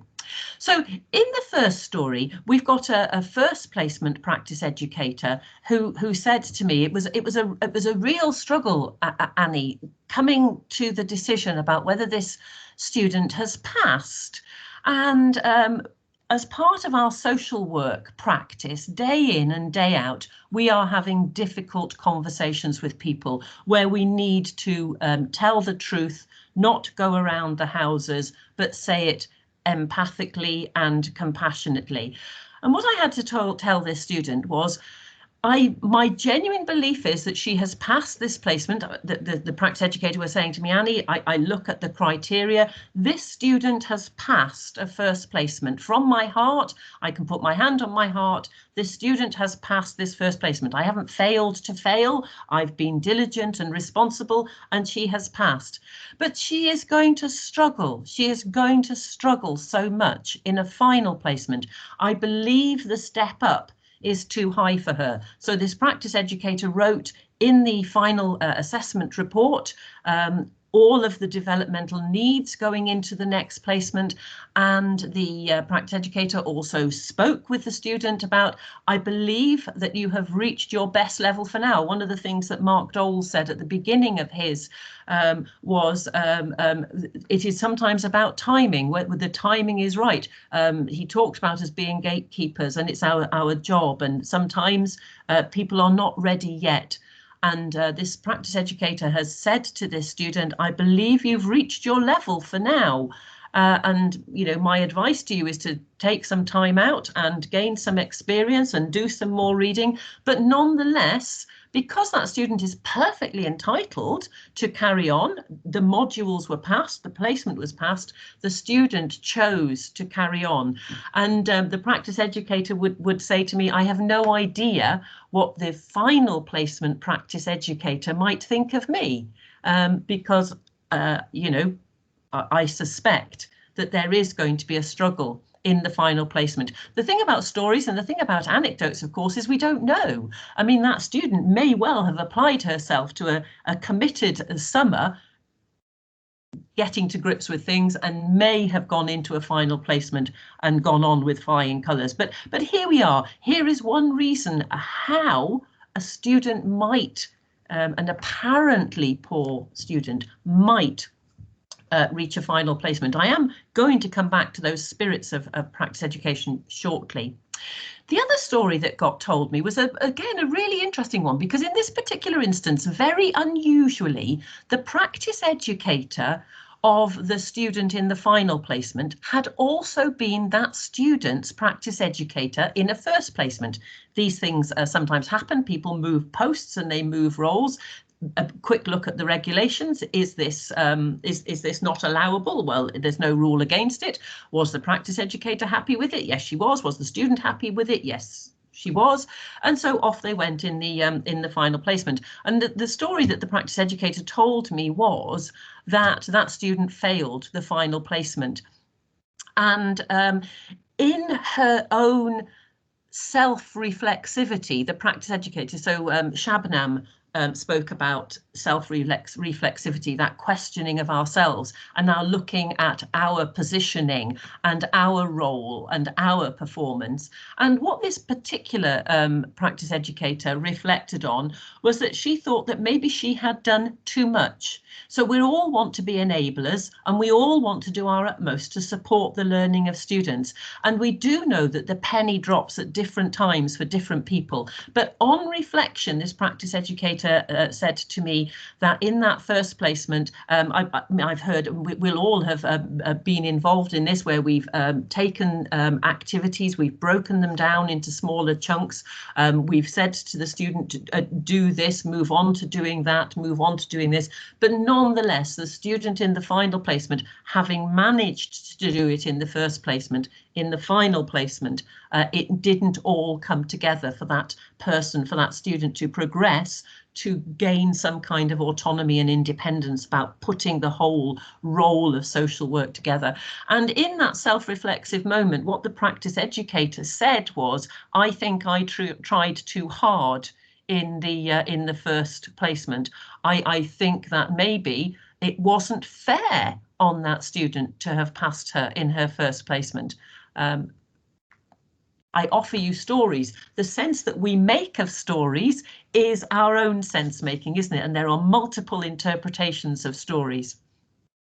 So we've got the story of the practice educator who has passed the student and has told her, I don't think that you're okay to step up. We've got another story of a practice educator who passed a student in a first placement, who genuinely believed it was a good and right decision. But in the final placement, the student could not go on to develop at that time and failed that placement at that time. And the final story that got told me is one that endlessly fascinates me. I think about this story a great deal. What she said to me was, we are gatekeepers and we have to do the role of practice education properly. And this student came to this placement, and his values, his commitment to the role seemed to be a little thin. His commitment to social work and to social justice and to why he was there didn't seem to be clear to him. He didn't have very good skills in being able to analyse the information that he'd received from people, or to have insight and understand people's lived experience. And so she went back to the first placement practice educator report and said none of these issues were there. Nothing was there. It was a report filled with what the student had done, but no weighing of it up, and certainly no developmental needs, as if her phrase was, as if they'd been airbrushed out. And again, Mark referred to Joe Finch's work in terms of courageous conversations, which I think is what that first practice educator had. But Joe Finch's work is also about failing to fail students. And this practice educator didn't say that the first placement practice educator had failed to fail. What she went on to say was that they'd failed to enable. You can't help somebody develop unless you're really, really identifying their developmental needs and supporting them in those developmental needs. And that student went on to pass that final placement, although there were clear developmental needs fed forward to newly qualified social work. So here then are just 3 short stories that kind of begin to help us think about why potentially, if we move to the next slide, Adam. Thank you. If we're looking at what reasons might we as practice educators think about why apparently poor students reach final placements? Well, they legitimately passed a first placement, but couldn't step up. Potentially there is too much support given. How can you be too supportive? I hear you all ask. Too much support in the first placement, too little enabling during a first placement. Can we move again, please, Adam?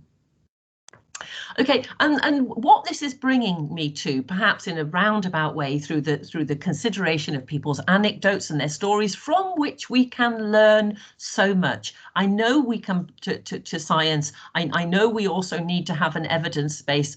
It is also the case that the art that balances with that is that we understand our experiences and we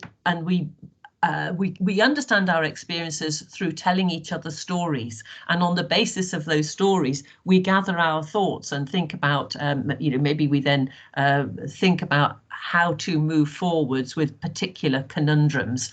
And so for me, the spirit of practice education that shines through each of those stories is that we are honest. Essentially, we are honest practitioners who are honest with students and have those courageous conversations. We are self-reflexive. We are self-questioning. We are constantly pondering about what our role is in the enabling of this student.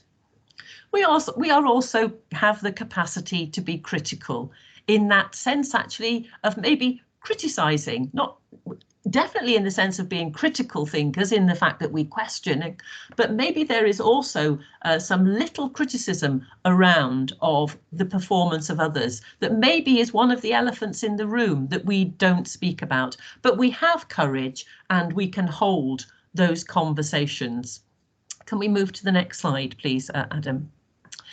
I am not going to sit here and pretend that there aren't other reasons why social work students who seem apparently poor reach final placements. I understand the idea that universities seemingly increasingly find it tricky to fail students. There's the kind of the marketization of higher education that Avril Bellinger writes about so well. There's different goals of different stakeholders, and so one of the difficulties we have is that we don't necessarily all agree on what a good social worker looks like. We've all got our different view on that, and then we have the failing to fail and etc. So there are many other reasons why, but that wasn't necessarily today the point of why I wanted to tell those stories. Next slide, please, Adam, or next, Adam, please, slide.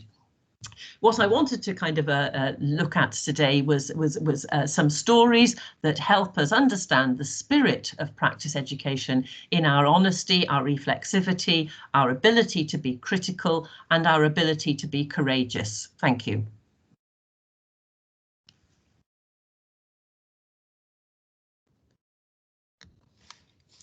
Thank you, Annie. There's lots to think about in that presentation. So zoomed through. Yeah, and you brought us pretty much right on time. So we really appreciate that. Thank you. So if we can move on to the panel now. So if all of those, so Catherine and Shabnam, if you can put your videos on. Again, great, thank you. And we do have a couple of questions that have come through. And I think, Catherine, it would be great if we could open the debate about whether to annotate or not annotate, and whether, if we do, we should be looking at a generic or a specialist qualification, because that's a huge question. But maybe just before we go into that, we have a question from Laura. Laura, are you still with us? Would you like to ask that question yourself? Yeah, no problem. So I've just put in the chat. So I did work with the Teaching Partnership until recently. So I always wonder about this notion that I wonder whether some practice educators kind of teach the student how to do the job. So I'm from a learning disability social work background, and I've sort of observed other social workers across adults sort of teach the student to become an adult social worker, or to teach the student to become a children's social worker, or, you know, when you work in a specialism like learning disability, rather than teaching them to be a social worker or to supporting them to become a social worker. And I just wondered what people thought about that idea. I think it links with what Mark was saying earlier about that fear almost sometimes to have that political conversation, to bring in those things into supervision, like about food banks and that sort of thing, all that richness of social work, not just we're on an LD team, we're only going to talk about this kind of little bit of social work. So I just wondered what people thought about that, really. I hope I've explained what I'm asking well. I think maybe I've rambled on a bit. Okay, who would like to start? Who would like to respond to Laura? I don't mind having a go first, Cheryl, and just saying some things that I don't know how helpful they are. But I mean, I think there's some interesting stuff around whether independent off-site practice educators. One of the things that I understand when they talk to me, they say, is that they have a better grasp of the overview of social work. Yeah. And then on-site practice educators will say, yes, but we are located in practice and can bring the, you know, the depth and the intricate. So I think there's an interesting balance between off-site and on-site models, and the advantages and disadvantages and the benefits and that. And then, Laura, I don't know whether this would make you see red or whether it would be bad for your blood pressure, but there's a writer called Martin Higgins who writes about the way in which practice educators inculcate students into the particular practice of their agency. Inculcate. So, I mean, maybe if you read his work and decided whether you went with him or whether he made your blood boil, then it might help locate you in the discussion. That's good, because I had two independent practice educators when I trained, and I wonder if that's where this idea for me comes from.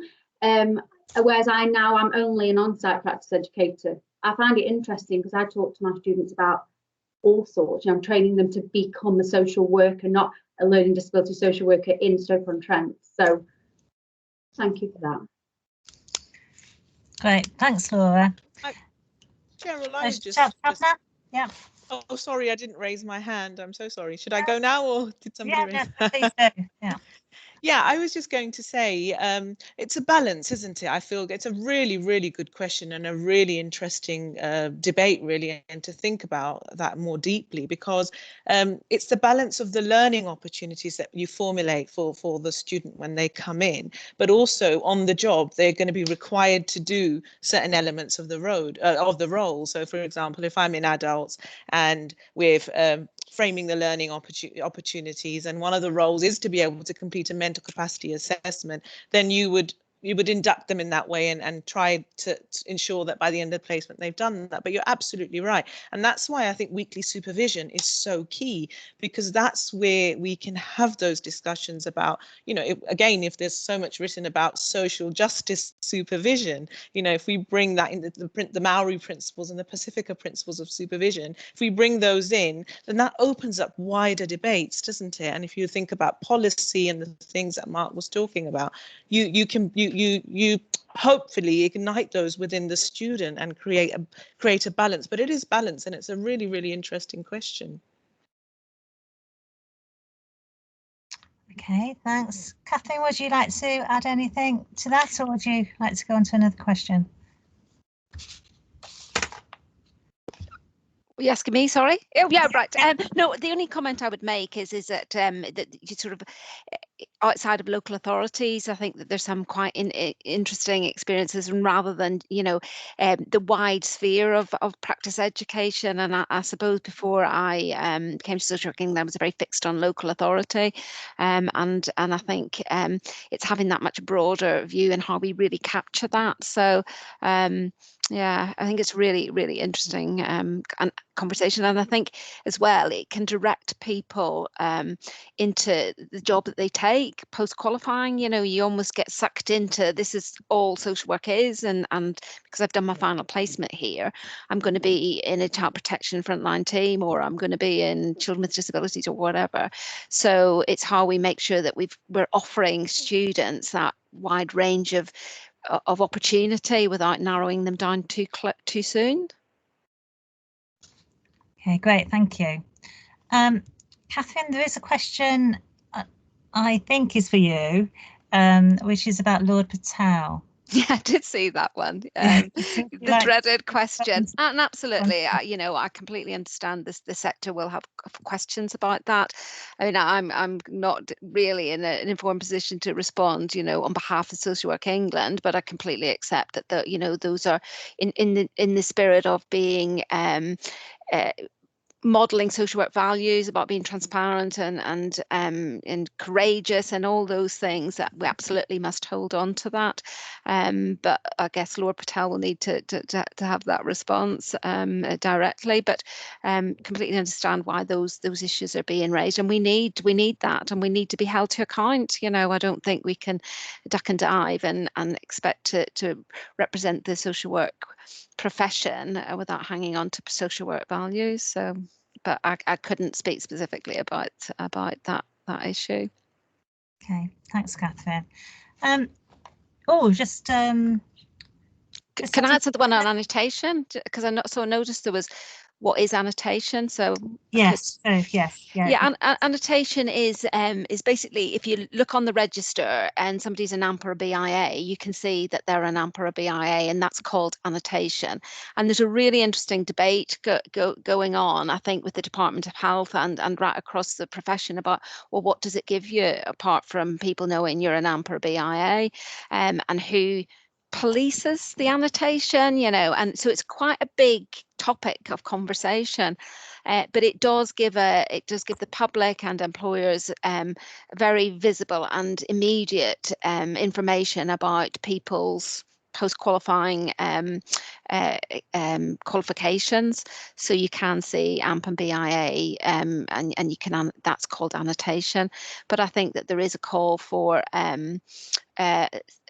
you know, there's been muted in the sector. Should practice education be that, so that you can see somebody as a practice educator and what value would that bring, and actually how could we manage it and make sure that it is kept up to date, but also that it meets a certain standard, because we own the AMP standards and the BIA standards, but we don't own the practice educator standards, because yeah, they weren't built into our rules and regulations. But I'm quite passionate about it, and move about a little bit about how I think. But I think practice education, it needs to be lodged. There needs to be an anchor point for it somewhere, and maybe that's the discussion that needs to start. And Catherine, do you know if it will be open to consultation? There is. We've got a bloke called Dan Ratcher who's come from the Department of Education, and he's now leading on our thinking around social work education, but also pre and post qualifying frameworks, and it is a sensitive and politically sensitive area, because the standards sit everywhere, and you know, people own them and have worked really hard with them. For example, the PCF and BASWA, and are sit very comfortably there and are recognised there.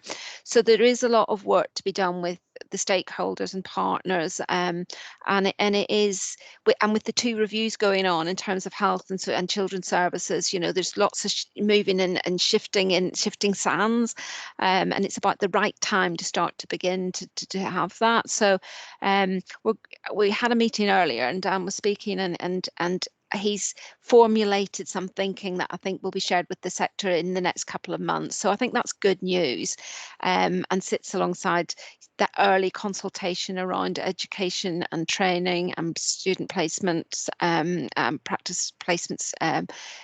So I can feel there's a bit of momentum, but you know, I would sort of reach out to the sector to say, press us on it. You know, I can feed back, but you know, I think, you know, teaching partnerships can make, you know, we can drum up and ask if that's what the sector wants, you know, and I think we need to hear it from you guys. Okay, I'll talk to you separately about how we can press you, because I know that people feel very passionate about it within the West Midlands. Okay, thank you. So we've got a question now from Paige. Paige, are you still with us? Would you like to ask your question? If you'd like to unmute yourself, if you're with us still. Hi, yeah, I'm still here. Hi. Yeah, my question really, I'm just doing my PEPS 1 course. So I've got my first student at the minute, and I'm giving it 100%. And we're all giving it 100%, and I'm not particularly worried about that student in particular, but I'm just worried maybe my next student or students when I'm quite early on in my sort of practice teaching, because I am loving doing it, so it's definitely something I'll do again. So sort of early on, I'm worried about having my confidence knocked by maybe having a student that doesn't quite meet the PCFs, and I might have to have those sort of courageous conversations with them at some point, and whether maybe anyone else has experienced that quite early on in terms of their practice education sort of careers, and how they sort of dealt with that without taking it too much on board as a sort of personal criticism against the way that they've approached it. Anybody like to respond to that? To Paige?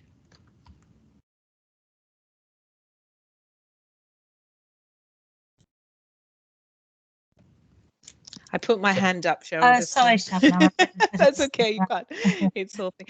Yeah, no, thank you for sharing that. That's, you know, that's a brave thing you're doing here in vulnerability, and I think that's absolutely fine. You know, as practice educators, we all feel a level of vulnerability. You know, there is that responsibility that we're carrying, but there is only so much that we can do. You know, and I tend to look at the circle of influence, you know, and how much we can do to impact something. But then there are things that are outside of our control. But at the same time, what I have developed is I've developed my own supervision model, and it's a reflexive supervision model. It's called the 6 R's for supervision. So it's thinking about our thinking for supervision, and I've done a video on that. And one of the R's is responsibility. But when I talk about it, I also use the word me-sponsibility. So the students have a certain, they've come into this profession and they have to take me-sponsibility. But some of the ways you can perhaps have some of those conversations, because they can feel difficult, because we don't really get training. As I've written in my paper, you get this suddenly you become a manager, don't you? You become a leader. It's a status of a leader, or if you're not a manager, when you become a practice educator, you're managing, assessing, supervising someone. You don't really get the training for that on the job, to be honest with you. And of course, we attend university and get some help there. But some of the models I found really helpful are the kind of Corb's model. So if in your supervision it's habitual that you're giving feedback, you're transparent and explaining to the student how they're progressing, how they're demonstrating the PCFs or not, then it's easier. It feels difficult at first, but because it becomes habitual, it's always transparent as well, so there's no surprises for the student. But I appreciate that if you go back to the themes of the people that people didn't enjoy doing as a practice educator, they did say failing a student or having some of those conversations. But there are maybe some models that you can use, like Corb's, and there's another one called Beef. And email me and I'll forward that to you, because then I can explain it to you. It's a really useful model to kind of give feedback, and particularly around something that's difficult. So I hope that was helpful. Thanks, Shabnam. I know that your email address is in the chat, isn't it? So people can go back and have a look at that. We have somebody with their hand up. I think it's Liness. Would you like to come in and ask your question? Yes. Sorry, is it Capilla or Liness? Can you hear me? Yes. Yeah. Yeah. I was going to say thank you very much, you all, for your spirited presentations. You've lived up to the title of the spirit of practice education. So that was really good. Now, I did love your enthusiasm, your positivity, and the pride in the way you presented your different topics. I was just wondering, because this morning I attended the Mending the Gap between practice, social work practice and social work practice education. And one of the things that the speaker brought out was that we have also to look at our mindset in terms of self-recognition and recognition for others. Now, how do we embed that and instill that in the students so that they can have, even before they're going into the profession, they should already start to have that mindset to say, look, after all, this is a wonderful profession. It's a profession that we need to take pride of, because in other countries, social work profession is internationally recognized and protected by law in the UK. So how can we sort of embed that sort of pride and enthusiasm into the practice education itself to enable our future social worker to look back to say, what? I'm glad I made the decision to be in the social work profession. Okay, thank you. So who would like to respond to that?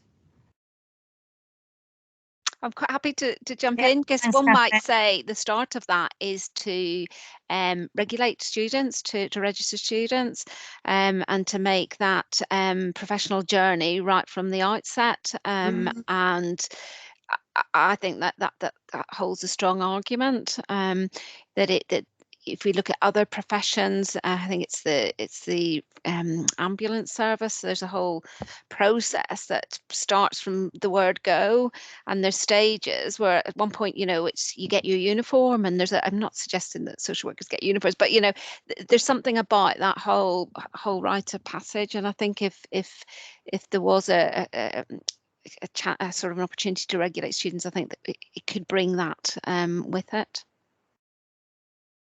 Okay, thanks, Catherine.